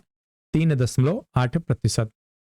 भारत सरकार द्वारा किए जा रहे सार्वजनिक निवेश का उद्देश्य क्या है? सड़क संपर्क भारतमाला, बंदरगाह बुनियादी ढांचा को भारतमाला सागरमाला, विद्युतीकरण, रेलवे और हवाई मार्गों जैसे संपर्कता में सुधार, बुनियादी ढांचे का आधुनिकीकरण करना। राष्ट्रीय लॉजिस्टिक नीति कब लागू की गई? 2022 में। भारत सरकार द्वारा बुनियादी ढांचे में सुधार हेतु किसकी स्थापना की गई? राष्ट्रीय बुनियादी ढांचा पाइपलाइन। राष्ट्रीय बुनियादी ढांचा पाइपलाइन में 2024-25 तक कितने निवेश किए गए? 111 लाख करोड़ का। अटल इनोवेशन मिशन नवाचार क्या है? यह महत्वपूर्ण मसलों के नए समाधान प्रदान करके उनके महत्व को बढ़ाने की प्रक्रिया। अटल टिंकरिंग लैब क्या है? भारत भर में विभिन्न स्कूलों में स्थापित नवीन प्रयोगशालाएं। विश्वविद्यालय के छात्रों, एनजीओ, एसएमईज और कारपोरेट क्षेत्र में काम करने वाले लोगों को उनकी उद्यमशीलता कौशल को बढ़ावा देने में कौन मदद करता है? अटल इनोवेशन सेंटर। एमएसएमई उद्योग में नवाचार अनुसंधान को प्रोत्साहित करने हेतु मदद करता है। Atal research and innovation for small enterprises. उत्पादों, नवाचारों को बढ़ावा देने और उन्हें विभिन्न क्षेत्रों, मंत्रालयों की आवश्यकताओं के अनुरूप कौन सा चैलेंज बनाता है? अटल न्यू इंडिया चैलेंज। पारंपरिक रूप से प्रौद्योगिकी नवाचार में अग्रणी देश कौन से हैं? America, Britain, France, Germany, Japan. Bharat सरकार द्वारा विज्ञान प्रौद्योगिकी विभाग के तहत राष्ट्रीय नवाचार फाउंडेशन की स्थापना किस उद्देश्य से की गई? जमीनी स्तर पर तकनीकी नवाचारों और पारंपरिक ज्ञान को मजबूत करने के उद्देश्य से। विज्ञान प्रौद्योगिकी और नवाचार नीति का आरंभ किस वर्ष हुआ? 2013 में। विज्ञान प्रौद्योगिकी नवाचार नीति 2013 का लक्ष्य क्या है? विज्ञान अनुसंधान नवाचार प्रणाली स्थापित करके भारत को उच्च प्रौद्योगिकी आधारित पथ पर अग्रसर करना। भारत को विश्व की शीर्ष 5 वैज्ञानिक शक्ति में स्थान दिलाना किस नीति का उद्देश्य है? विज्ञान नवाचार नीति 2013। नीति आयोग के तहत अटल इनोवेशन मिशन की स्थापना किस वर्ष की गई थी? 2016 में। अटल इनोवेशन मिशन का लक्ष्य क्या है? लक्ष्य है भारत में नवाचार और उद्यमिता की संस्कृति का निर्माण करना। अटल इनोवेशन में मिशन के नव प्रवर्तकों को उनके नवाचार के जीवन चक्र में सहायता देने और भारत की नवाचार यात्रा में व्यापक परिवर्तन लाने के लिए क्या आरंभ किया गया? अटल टिंकरिंग लैब्स, अटल इनोवेशन सेंटर, अटल इम्यूनिटी इनोवेशन सेंटर्स, अटल न्यू इंडिया चैलेंज और mentor of change. Atal tinkering lab किन कक्षा की युवाओं में जिज्ञासा, नवाचार को बढ़ावा देने, समस्या समाधान, नॉन-मेसी मानसिकता को प्रोत्साहित करने का अत्याधुनिक मंच है? 6वीं से 12वीं कक्षा तक। अटल टिंकरिंग लैब किस प्रकार के उपकरण हैं? IoT, 3D printing, rapid prototyping tool और रोबोटिक्स। भारत में कृषि। देश के विकास के लिए अपनी पहली पंचवर्षीय योजना का मसौदा कब तैयार किया गया? 1951 से 56 के बीच। प्रथम पंचवर्षीय योजना में किस बात पर सर्वाधिक बल दिया गया था? कृषि उत्पादन को बढ़ाना और भूख को खत्म करना। 1950-51 के दौरान भारत में कितने खाद्यान्न उत्पादक हुआ था? 50.82 मिलियन मीट्रिक टन। संयुक्त राष्ट्र अमेरिका द्वारा किस योजना के तहत भारत को खाद्यान्न उपलब्ध कराया गया? PI 480। प्रथम पंचवर्षीय योजना के कुल निधि का कितना हिस्सा कृषि को आवंटित किया गया था? 1/3। द्वितीय पंचवर्षीय योजना में कृषि के आवंटन में कितने प्रतिशत की कटौती की गई थी? 20%। तीसरी पंचवर्षीय योजना किस कारण विफल रही? चीनी आक्रमण, भारत पाक युद्ध और गंभीर और लंबा सूखा। विश्व का सबसे बड़ा चीनी उत्पादक देश कौन है? भारत। विश्व में दालों का सबसे बड़ा उत्पादक उपभोक्ता देश कौन है? भारत। वर्ष 2020 में भारत का वैश्विक गेहूं उत्पादन में कितनी हिस्सेदारी थी? 14.14%। 2022-23 द्वारा गन्ने का कुल उत्पादन कितना होने का अनुमान है? 668.8 मिलियन मीट्रिक टन। भारत में तिलहन उत्पादन वर्ष 1985-86 के 108.30 लाख मीट्रिक टन से बढ़कर वर्ष 2022-23 में कितना हो गया? यह हो गया 400 लाख मीट्रिक टन। भारत में खाद्यान्न की प्रति व्यक्ति उपलब्धता वर्ष 1951 के 395 ग्राम से बढ़कर 2022 में कितना हो गया है? 514.5 ग्राम। भारत ने हाल ही में किस अनाज हेतु अंतर्राष्ट्रीय केंद्र बनने हेतु तैयार है? मोटे अनाज का। भारत मोटे अनाज को क्या नाम दिया है? श्री अन्न। दुग्ध सहकारी समिति आणंद गुजरात की स्थापना किसके सलाह पर की गई थी? सरदार वल्लभ भाई पटेल। राष्ट्रीय डेयरी विकास बोर्ड की स्थापना किस वर्ष की गई थी? 1964 में। भारत द्वारा किस दशक में दुग्ध उत्पादन में आत्मनिर्भरता प्राप्त करने हेतु ऑपरेशन फ्लड प्रारंभ किया गया? वर्ष 1970 के दशक में। भारत द्वारा किस वर्ष से दूध का नियमित वाणिज्यिक आयात बंद हो गया? 1976। भारत कुल वैश्विक दुग्ध उत्पादन का कितना प्रतिशत उत्पादन करता है? 24% अकेले भारत। विश्व भर में दूध की प्रति व्यक्ति औसत उपलब्धता कितनी है? 308 ग्राम। भारत में वर्ष 2022 में प्रति व्यक्ति दूध की औसत उपलब्धता 444 ग्राम। 2047 में भारत में दुग्ध उत्पादन कितना होने का अनुमान है? 628 मिलियन टन। नीली क्रांति किसका प्रतीक है? मत्स्य उत्पादन का। भारत मछली उत्पादन में विश्व में कौन सा स्थान पे है? दूसरा। भारत वैश्विक मत्स्य उत्पादन में कितना योगदान देता है? 7.58%। 1950-51 में कुल मछली उत्पादन 0.752 मिलियन टन वर्ष की तुलना में भारत 2021-22 में कितनी मछली का उत्पादन रखा है? 16.3 मिलियन टन का लक्ष्य। भारत सरकार 2015-16, 19-20 5 वर्ष हेतु कौन सी एक योजना मत्स्य क्षेत्र में लागू किया? मत्स्य पालन का एकीकृत विकास और प्रबंध। नीली क्रांति। रजत क्रांति किस संबंधित है? अंडा उत्पादन। भारत विश्व में अंडा उत्पादन में कौन सा स्थान रखता है? तीसरा। पत्र का सार संक्षेप में अब देखते हैं आगे। बाघों की दुनिया। बाघों की दुनिया में क्या नई चीज आई है देखते हैं। दुनिया का सबसे बड़ा विडाल वंशी जानवर कौन सा है? बाघ। भारत में विश्व के कुल बाघ का कितना प्रतिशत निवास करते हैं? 70% से ज्यादा। विश्व भर में बाघ की कितनी उपप्रजातियां मौजूद हैं? 9। वजन आकार के लिहाज से सबसे बड़े बाघ की प्रजाति कौन सी है? साइबेरियन या अमूर टाइगर। साइबेरियन या अमूर टाइगर का वजन कितने किलोग्राम होता है? 320 किलोग्राम। भारत ई बाघों को किस नाम से जाना जाता है? Royal Bengal tiger. Royal Bengal tiger के नरों और मादाओं के वजन क्रमशः कितना होता है?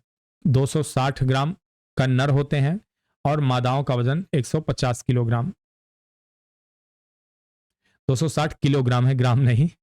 रॉयल बंगाल टाइगर का सिर के साथ पूरे शरीर की लंबाई कितनी होती है? 1.8 मीटर से 2.7 मीटर तक। विश्व में बाघों की अन्य प्रजातियां कौन सी हैं? उप प्रजातियां। Sumatran tiger, Indo Chinese tiger, Malayan tiger, South China tiger. प्राकृतिक आवास क्षेत्र में बाघ की किस उप प्रजाति को विलुप्त मान लिया गया? कैस्पियन, जावन, बाली टाइगर। प्रोजेक्ट टाइगर का आरंभ किस वर्ष हुआ था? 1 अप्रैल 1973 को। प्रोजेक्ट टाइगर किस उद्देश्य से आरंभ किया गया था? बाघों की विलुप्त होने कगार पर से बचाने के लिए, यानी कि उनका संरक्षण हो सके। कौन सी संस्था बाघों के अवैध शिकार को रोकने के लिए स्थानीय समुदायों के बीच लंबे समय से काम कर रही है? रणथंभौर में टाइगर वॉच संस्था। रणथंभौर के जंगलों की रानी किस बाघिन को कहा जाता है? बाघिन मछली को।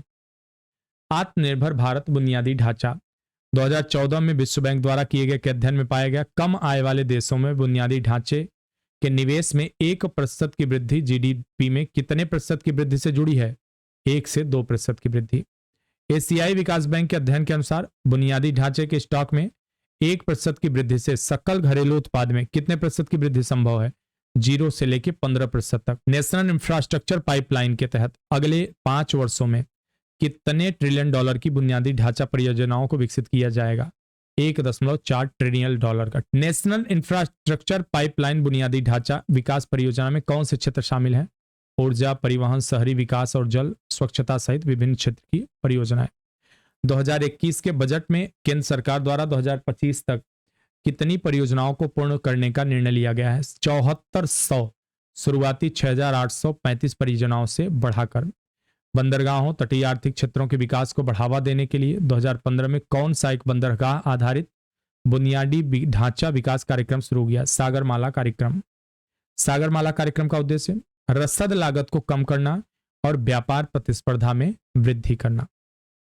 सागरमाला परियोजना में शामिल राज्य आंध्र प्रदेश, महाराष्ट्र, गुजरात, अंडमान निकोबार द्वीप समूह, तमिलनाडु, वधावन, एनायम, ताजपुर, पारादीप, आउट हार्बर, सिरकाजी, बेलेकरी और 6 नए बंदरगाह। सारे तटवर्ती क्षेत्र हैं। 6 राज्यों में फैले दिल्ली मुंबई औद्योगिक गलियारा DMIC जो नए एक प्रमुख बुनियादी ढांचा परियोजना है। उद्देश्य क्या है? एक उच्च तकनीक वाले औद्योगिक क्षेत्र को विकसित करना। 21.8 किलोमीटर लंबे समुद्री पुल के माध्यम से मुंबई को नवी मुंबई से जोड़ने की परियोजना कौन सी है? Mumbai trans harbour link. Regional rapid transit system high speed rail परियोजना का उद्देश्य राष्ट्रीय राजधानी क्षेत्र NCR में प्रमुख आर्थिक केंद्रों को जोड़ना। RTS टास्क फोर्स द्वारा कितनी हाई स्पीड कॉरिडोर की पहचान की गई है? 8। जल जीवन मिशन NIP के तहत एक जल आपूर्ति और स्वच्छता परियोजना का उद्देश्य क्या है? 2024 तक ग्रामीण भारत में सभी घरों में पाइप से जलापूर्ति प्रदान करना। भारत द्वारा आत्मनिर्भर भारत अभियान का आरंभ कब किया गया? 2020 में। भारत सरकार द्वारा आरंभ आत्मनिर्भर भारत अभियान का उद्देश्य बुनियादी ढांचे सहित विभिन्न क्षेत्रों में भारत को आत्मनिर्भर बनाना। The national investment and infrastructure fund क्या है? एक सरकारी स्वामित्व वाली fund. The national investment and infrastructure के निवेश क्षेत्र का कौन सा है? भारत के अवसंरचना परियोजनाओं में निवेश करता है। The national investment and infrastructure का उद्देश्य क्या है? मूल ढांचा परियोजनाओं के लिए विदेशी निवेश को आकर्षित करना, दीर्घकालिक वित्त पोषण प्रदान करना। The national investment and infrastructure के पास कितने मूल्य का कॉर्प्स है? कितने मूल्य का कॉर्प है? $3 बिलियन का कॉर्प्स है। दिल्ली मेट्रो परियोजना का आरंभ किस वर्ष किया गया था? 1995 में। स्मार्ट सिटी के तहत कितने शहरों का विकास किया जाना है? 100। स्मार्ट सिटी योजना का लक्ष्य स्मार्ट परिवहन, जलापूर्ति, अपशिष्ट प्रबंधन सहित बेहतर बुनियादी ढांचा सेवाएं प्रदान करके नागरिकों के जीवन की गुणवत्ता में सुधार करना। स्टील कंक्रीट कंपोजिट ट्रंस वाला भारत का एकमात्र पुल कौन सा है? असम में बोगीबील ब्रिज। असम में निर्मित बोगीबील ब्रिज की डेक अवधि कितने किलोमीटर की है? 4.9 किलोमीटर। उधमपुर श्रीनगर बारामूला रेलवे परियोजना की रेलवे लाइन पर स्थित पुल कौन सा है? चिनाब पुल। डॉक्टर श्यामा प्रसाद मुखर्जी सुरंग के नाम से किस सुरंग को जाना जाता है? चेनानी नासरी राजमार्ग सुरंग। डॉक्टर श्यामा प्रसाद सुरंग किस राष्ट्रीय राजमार्ग पर अवस्थित है? NH1A। डॉक्टर श्यामा प्रसाद मुखर्जी सुरंग कितने किलोमीटर लंबी 2 लेन की द्विदिशात्मक सुरंग है? 9.28 किलोमीटर। हिमाचल प्रदेश में मनाली लेह राजमार्ग पर कौन सा सुरंग निर्मित किया गया है? अटल सुरंग। अटल सुरंग दुनिया की सबसे लंबी एकल ट्यूब राजमार्ग सुरंग की लंबाई कितनी है? 9.2 किलोमीटर है। यह सुरंग दुनिया की सबसे लंबी एकल ट्यूब राजमार्ग सुरंग है।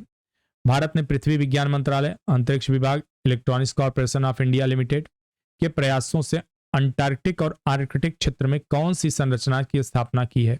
क्षेत्रीय अनुसंधान और संरचना ध्रुवीय अनुसंधान संरचना। भारतीय इंजीनियरों के कौशल का पहला उदाहरण LPG के भंडारण के लिए भूमिगत गुफा कहां अवस्थित है? आंध्र प्रदेश के विशाखापत्तनम में। मेट्रोलॉजी अब देखते हैं। मेट्रोलॉजी शब्द ग्रीक के किस 2 शब्दों से बना है? मेट्रो जिसका अर्थ है माप और लॉजी जिसका अर्थ है विज्ञान। मेट्रोलॉजी वास्तव में क्या है? सटीक माप का विज्ञान है। किस वर्ष पेरिस में मीट्रिक सम्मेलन आयोजित किया गया था जिससे संयुक्त राज्य अमेरिका सहित 17 देशों ने संधि पर हस्ताक्षर किए थे? 1875। International system of unit SI की शुरुआत कब की गई थी? 1960 में। अंतरराष्ट्रीय मानक पद्धति को अंतरराष्ट्रीय माप तौल के अधिवेशन में स्वीकार किया गया जिसके आज कितनी इकाइयां परिभाषित हैं? 7। अंतर्राष्ट्रीय मात्रक पद्धति में मूल मात्रकों की संख्या कितनी है? 7। लंबाई का मूल मात्रक क्या है? मीटर। द्रव्यमान का मूल मात्रक किलोग्राम। समय का मूल मात्रक सेकेंड। विद्युत धारा का मूल मात्रक एम्पियर। ताप का मूल मात्रक केल्विन। ज्योति तीव्रता का कैंडेला। दशमलव आधारित इकाई मात्रकों की परिकल्पना सर्वप्रथम कहां की गई थी? फ्रांस की क्रांति के दौरान पेरिस में 22 जून 1799 में। सेकेंड समय की गणना किस आधारित है? सीजियम 133 के परमाणु के दोलन पर। 2 सीजियम परमाणुओं के मध्य विकिरण 9, 19, 26, 31, 770 चक्र पूरा करने में कितना समय लगता है? 1 सेकेंड। दूरी के मापन हेतु किसका आधार लिया गया? प्रकाश की गति का। निर्वात में प्रकाश 1/299 अच्छा एक पूरा दिया है, कितना तय करता है? निर्वात में प्रकाश द्वारा यह टाइम दिया गया है कि 1 सेकेंड के कितने हिस्से में तय की गई दूरी कितने मिनट के बराबर है? 1 मीटर। मौसम पूर्वानुमान कितने प्रकार के होते हैं? 4 प्रकार के मौसम पूर्वानुमान कौन कौन से हैं? लघु अवधि 12 से 48 घंटे का, मध्यम अवधि 3 से 7 दिन, लंबी अवधि 8 से ज्यादा दिन और खतरनाक गंभीर मौसम पूर्वानुमान। मौसम पूर्वानुमान किस सैटेलाइट के इमेजर का इस्तेमाल किया जा रहा है? ये इनसैट, कल्पना 1 और MOES। बारिश या बादल संरचनाओं का अध्ययन करने के लिए किसका उपयोग किया जाता है? डॉप्लर मौसम राडार का। कौन सा राडार बादलों की दिशा, तीव्रता और गति की भविष्यवाणी करने में मदद करता है? डॉप्लर मौसम राडार। IMD द्वारा कितने दिनों तक के मौसम की भविष्यवाणी करने के लिए अपना मॉडल विकसित किया है? 10 दिन पहले तक। भारत में किस वर्ष से लेकर अभी तक मौसम से जुड़ा डाटा डिजिटल रूप में उपलब्ध है? 1901 से लेकर। अब देखते हैं चर्चित शब्द मंजूषा। इसमें कुछ चर्चित शब्द होंगे। हैला कोशिका। हैला कोशिका क्या है, देखते हैं इसके बारे में। हाल ही में हेनरिएटा लैक्स के परिवार द्वारा एक बायोटेक कंपनी के विरुद्ध मुकदमा समाप्त किया गया, जिस पर आरोप था कि कंपनी ने बिना सहमति के लिए उनकी कोशिकाओं से मुनाफा कमाया है। क्या है? सफलतापूर्वक क्लोन बनाने वाली पहली मानव कोशिका है। वास्तव में हेनरिएटा लैक्स एक अफ्रीकी अमेरिकी मूल की महिला थी, जिनकी वर्ष 1951 में 31 वर्ष की आयु में सर्वाइकल कैंसर से मृत्यु हो गई थी। तब उन्हें कैंसर था। तब उनकी सहमति के बिना डॉक्टरों ने उनके ट्यूमर का नमूना प्रयोगशाला में भेजकर पता लगाया कि उनकी कोशिकाओं में अनिश्चित काल तक वृद्धि हो सकती है। इन्हीं कोशिकाओं को हैला कोशिका के नाम से जाना जाता है। इन कोशिका की सहायता से पोलियो वैक्सीन का विकास, जीन मैपिंग, कैंसर का इलाज, acquired immuno deficiency syndrome, AIDS अनुसंधान, क्लोनिंग, स्टेम सेल अध्ययन, कोविड-19 वैक्सीन के विकास में मदद मिली है। हवाना सिंड्रोम, यह क्या चीज है? हाल ही में केंद्र सरकार ने कर्नाटक उच्च न्यायालय ने कहा कि वह भारत में हवाना सिंड्रोम के मामले पर विचार कर इसके संबंधित उपयुक्त कदम उठाएगी, क्योंकि बंगलौर के एक निवासी द्वारा उच्च न्यायालय में भारत में हवाना सिंड्रोम पर जांच के लिए परमादेश रिट जारी करने का अनुरोध किया था। क्या है यह? एक प्रकार का मानसिक स्वास्थ्य लक्षण है। इस सिंड्रोम में ग्रसित व्यक्ति को बिना किसी बाहरी शोर के कुछ आवाजें सुनना, मतली, चक्कर, सिरदर्द, स्मृति हानि या संतुलन समस्याएं शामिल हैं। ध्वनि संबंधी समस्या से संबंधित हो सकती है। इसके आरंभिक लक्षण 2016 में हवाना से प्राप्त हुए हैं। कंजक्टिवाइटिस, भारत में मानसून के दौरान कंजक्टिवाइटिस के मामले वृद्धि दर्ज की गई है। उच्च आर्द्रता, वर्षा, संक्रमण के संचरण के कारण इसके लिए अनुकूल वातावरण बना है। यह क्या है? एक प्रकार की आंख की बीमारी है। कंजक्टिवा अर्थात पतली झिल्ली जो आंख के सफेद भाग को ढकती है, आंतरिक पलक को ढक देती है, परत भी जलन सूजन है। इसमें गुलाबी आंख के रूप में भी जाना जाता है। कंजक्टाइटिस होने पर आंखें लाल होने के साथ ही इसमें सूजन आ जाती है। सामान्यतः संक्रमण, एलर्जी, रसायनों का एक्सपोजर इस कारण बन सकता है। नवजात शिशु में टीयर डक्ट बंद होने के कारण कंजक्टिवाइटिस हो सकता है। कंजक्टिवाइटिस होने की वजह से आंखों में दर्द, जलन, खुजली दिल्ली में बहुत फैला था 1-1.5 महीने पहले। आई फ्लू कहा जाता था इसे। और आप जिससे भी देखें हर 10 में से हर 8 आदमी बीमार था इससे। Digital risk 5 DIRV, IIT Madras के चेन्नई में डिजिटल रिस्क 5 संगोष्ठी का आयोजन किया गया। इस संगोष्ठी को केंद्रीय इलेक्ट्रॉनिक्स सूचना प्रौद्योगिकी मंत्री ने संबोधित किया। क्या है? माइक्रो प्रोसेसर पूरी तरह से भारतीय ISA इंस्ट्रक्शन सेट आर्किटेक्चर है। इसका मतलब है रिड्यूस इंस्ट्रक्शन सेट कंप्यूटर, और 5 का मतलब 5वीं पीढ़ी। यह RISC 5 परियोजना 2010 में शुरू हुई थी। लक्ष्य एक स्तर पर मुफ्त एक्सटेंडेबल सॉफ्टवेयर जो कार्य क्षमता बढ़ाने की अनुमति देता है। आर्किटेक्चर पर हार्डवेयर स्वतंत्रता प्रदान करता है। डिजिटल इंडिया रिस्क 5 एक प्रकार का कार्यक्रम है जिसका उद्देश्य भारत के सेमीकंडक्टर पारितंत्र को विकसित करना। यह कार्यक्रम वर्तमान में डिजिटल विश्व में सिलिकॉन चिप्स की बढ़ती मांग को स्वीकार करता है। बायोमास को फायरिंग। केंद्रीय विद्युत और नवीन एवं नवीकरणीय ऊर्जा मंत्री राज्यसभा में लिखित उत्तर के दौरान बताया, कृषि अवशेषों से प्राप्त बायोमास पैलेट्स के साथ कोयले को फायरिंग को सफलतापूर्वक एकीकृत किया गया है। यह क्या है, इसके विषय में थोड़ा सा देखते हैं। यह एक ऐसी प्रक्रिया है जिसमें ऊर्जा उत्पन्न करने के लिए बायोमास आधारित ईंधन को पारंपरिक जीवाश्म ईंधन जैसे कोयला, तेल, प्राकृतिक गैस के साथ एक ही विद्युत संयंत्र औद्योगिक बॉयलर में जलाया जाता है। जीवाश्म ईंधन के एक हिस्से को बायोमास के साथ प्रतिस्थापित करके ऊर्जा उत्पादन के पर्यावरणीय प्रभाव को कम करने पर आधारित है।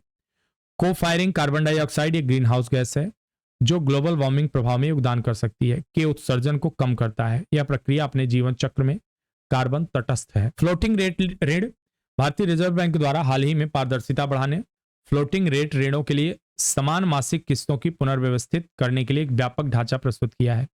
क्या है ढांचा?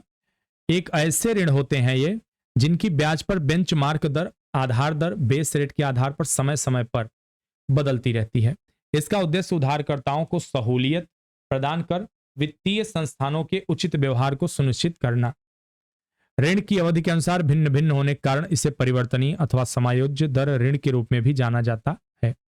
जब आरबीआई रेपो रेट बढ़ाता है तो फ्लोटिंग रेट लोन के इंटरेस्ट रेट भी बढ़ाता है। जब आरबीआई रेपो रेट घटाता है तब लोन के ब्याज दर में भी कमी आती है। Plastic overshoot. 28 जुलाई 2023 को प्लास्टिक ओवरशूट डे मनाया गया। क्या है यह? यह वर्ष का समय है जब संपूर्ण विश्व में उत्पादित प्लास्टिक अपशिष्ट की मात्रा अपशिष्ट प्रबंधन प्रणाली की क्षमता से अधिक हो जाती है। इसका निर्धारण देश के कुप्रबंधित अपशिष्ट सूचकांकों के आधार पर किया जाता है। कुप्रबंधित अपशिष्ट सूचकांक को अपशिष्ट प्रबंधन क्षमता प्लास्टिक खपत के अंतर के रूप में जाना जाता है।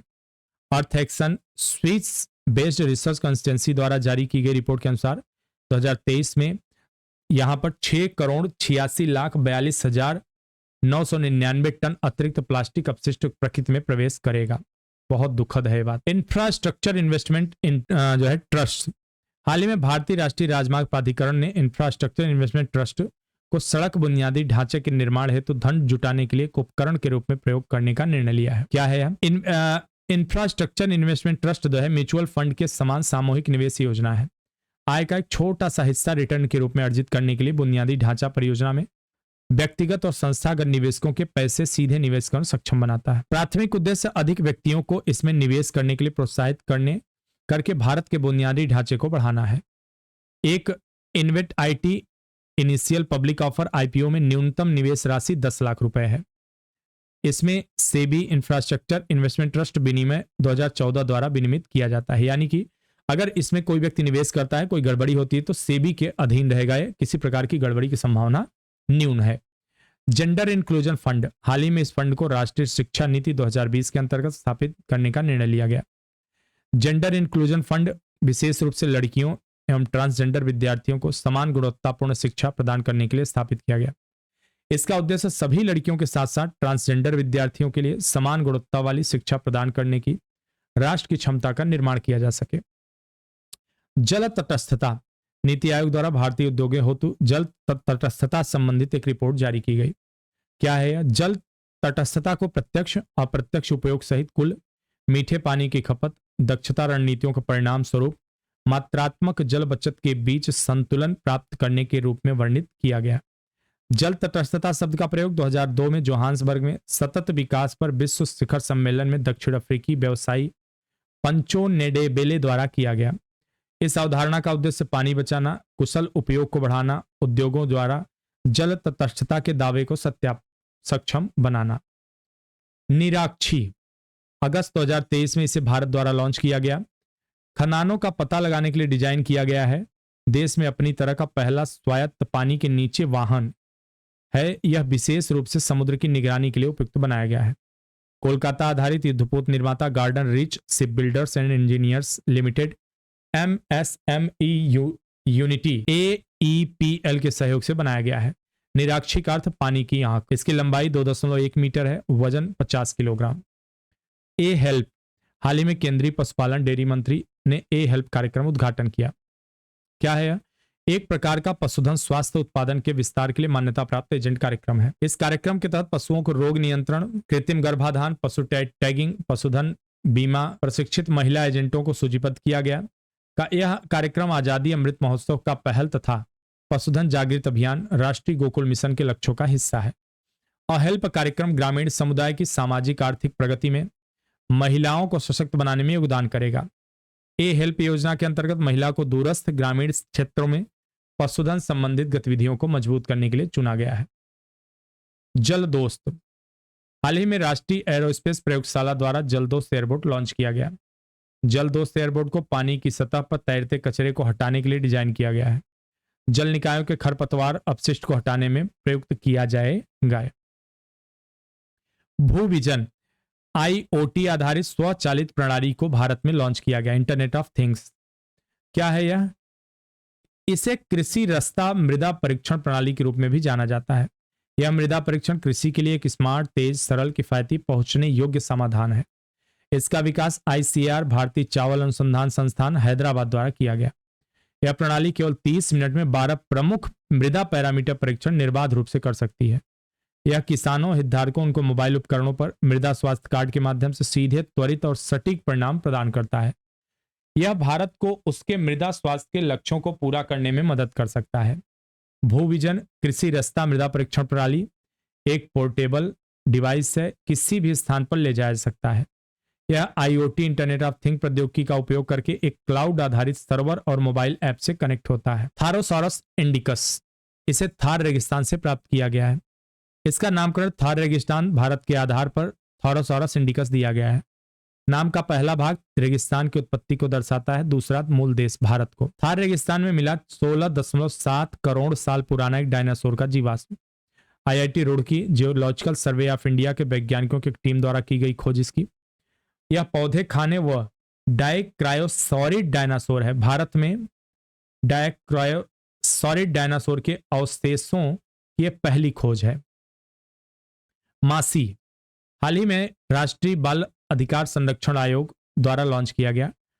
यह बाल देखभाल गृहों की निगरानी के बीच आरंभ किया गया पोर्टल है। राष्ट्रीय बाल अधिकार संरक्षण आयोग ने देश भर में बाल विकास देखभाल और उनके निरीक्षण तंत्र वास्तविक समय की निगरानी के लिए एप्लीकेशन मासी निगरानी ऐप लॉन्च किया है। उद्देश्य इसका है किशोर न्याय अधिनियम 2015 के तहत प्रदान किए गए सीसीआई के निरीक्षण के तंत्र को प्रभावी और कुशल बनाना। अब आइए देखते हैं जीके जीएस तथ्यावलोकन। भारत में बैंकिंग एवं वित्तीय संस्थान, इनको एक एक करके देख लिया जाए। बैंक ऑफ हिंदुस्तान 1770 में स्थापित, कोलकाता मुख्यालय था। अलेक्जेंडर एंड कंपनी द्वारा स्थापित यह बैंक अपने कार्य में असफल रहा। Presidency bank, bank of Bengal, bank of Bombay, bank of Madras. Bank of Bengal 1806 में स्थापना, bank of Bombay 1840, bank of Madras 1843, Kolkata मुख्यालय, मुंबई, मद्रास क्रमशः।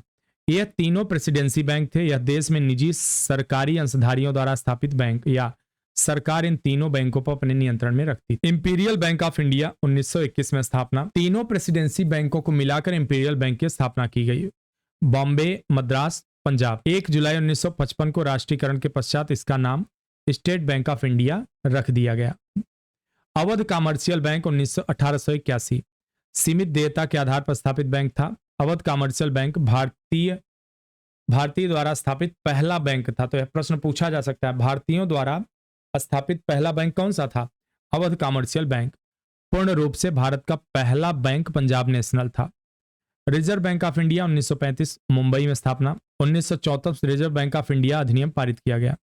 1 जनवरी 1949 को आरबीआई का राष्ट्रीयकरण कर दिया गया। हिल्टन यंग आयोग आरबीआई की सिफारिश की गई थी। आरबीआई के प्रथम गवर्नर ऑसबोर्न स्मिथ था। देश की स्वतंत्रता के समय आरबीआई का गवर्नर कौन थे? सर सीडी देशमुख थे। आरबीआई का प्रधान कार्यालय मुंबई में स्थित है। वित्तीय ग्रामीण बैंक 2 अक्टूबर 1975 एक साथ 5 क्षेत्रीय बैंकों मुरादाबाद उत्तर प्रदेश, गोरखपुर उत्तर प्रदेश, भिवानी हरियाणा, जयपुर राजस्थान, मालदा पश्चिम बंगाल। स्थापना का उद्देश्य दूर दराज ग्रामीण क्षेत्रों के लोगों को बैंकिंग सुविधा प्रदान करना। 1887 के बाद केलकर समिति की सिफारिश पर क्षेत्रीय ग्रामीण बैंक की स्थापना नहीं की गई थी। क्षेत्रीय ग्रामीण बैंकों की पूंजी में केंद्र सरकार, राज्य सरकार व प्रवर्तक बैंक का योगदान क्रमशः 50, 15 और 35% होता है।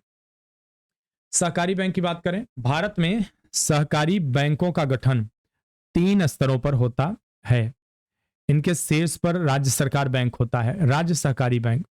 तृतीय स्तर पर प्राथमिक ऋण समिति ग्राम का स्तर कार्य करती है। भारतीय औद्योगिक विकास बैंक आईडीबीआई की स्थापना जुलाई 1964 में की गई। यह बड़े और मध्यम औद्योगिक उद्यमों को वित्तीय सहायता प्रदान करती है। आईडीबीआई का निगमीकरण 1 अक्टूबर 2004 को किया गया। भारतीय लघु विकास बैंक, यह क्या है देखते हैं। सिडबी 2 अप्रैल 1990 को स्थापित, लखनऊ में। छोटे पैमाने के उद्योग की स्थापना, वित्त पोषण, विकास, ऐसे कार्यों में संलग्न अन्य संस्थाओं के साथ समन्वय स्थापित करना। सिडबी द्वारा 2011-12 में इंडिया माइक्रो इक्विटी फंड की स्थापना की गई। भारत निर्यात आयात बैंक, जनवरी 1982 में, मुंबई में। उद्देश्य इसका निर्यातकों आयातकों को वित्तीय सहायता प्रदान करना। यह बैंक न केवल भारत बल्कि तृतीय विश्व के देशों के लिए भी वस्तुओं सेवाओं के निर्यात एवं आयात के लिए वित्त प्रबंध करता है।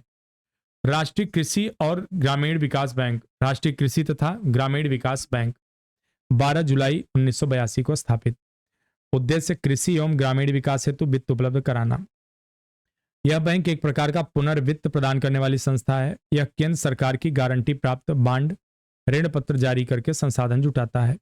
1 अप्रैल 1995 में नाबार्ड के तहत एक नई ग्रामीण आधारभूत संरचनात्मक विकास निधि की स्थापना की गई। नाबार्ड की स्थापना के समय उसका पेडअप चुकता पूंजी 100 करोड़ रुपए थी। भारतीय महिला बैंक, 19 नवंबर 2013, स्थापित, दिल्ली में। उद्देश्य छोटे मोटे कारोबार शुरू करने के लिए कम से कम ब्याज दर पर महिलाओं को कर्ज देना। इसका समावेशन भारतीय स्टेट बैंक में कर लिया गया है। राष्ट्रीय आवास बैंक, 1988 में, मुंबई में। स्थापना 7वीं पंचवर्षीय योजना के दौरान की गई थी। भारत में आवासीय वित्त के लिए सर्वोच्च संस्था यही है। इसकी स्थापना राष्ट्रीय आवास बैंक अधिनियम 1987 के तहत किया गया। बैंक ने 2019 तक भारत में हाउसिंग फाइनेंस रेगुलेटर के रूप में कार्य किया है। भारतीय स्टेट बैंक, जुलाई 1955, मुंबई में। बैंक का प्रादुर्भाव 19वीं शताब्दी के पहले दशक में 2 जून 1806 को बैंक ऑफ बंगाल की स्थापना के साथ माना जाता है। 1 जुलाई 1955 को इंपीरियल बैंक के राष्ट्रीयकरण के साथ ही इसका नाम स्टेट बैंक ऑफ इंडिया कर दिया गया। भारतीय स्टेट बैंक 15,000 से अधिक शाखाओं, 5 सहयोगी बैंकों के नेटवर्क के साथ भारत का सबसे बड़ा बैंक है इस समय। बीमा विनियामक और विकास प्राधिकरण, 19 अप्रैल 2000, हैदराबाद में। स्थापना बीमा विनियामक विकास प्राधिकरण अधिनियम 1999 के तहत किया गया। उद्देश्य बीमा पॉलिसी धारकों के हितों की रक्षा करना, बीमा उद्योग के व्यवस्थित विकास को विनियमित संवर्धन सुनिश्चित करना। मुद्रा बैंक 8 अप्रैल 2015 को। इसका उद्देश्य युवा शिक्षित प्रशिक्षित उद्यमियों को मदद कर उन्हें मुख्यधारा में लाना। मुद्रा बैंक का पूर्ण रूप micro units development refinance agency है।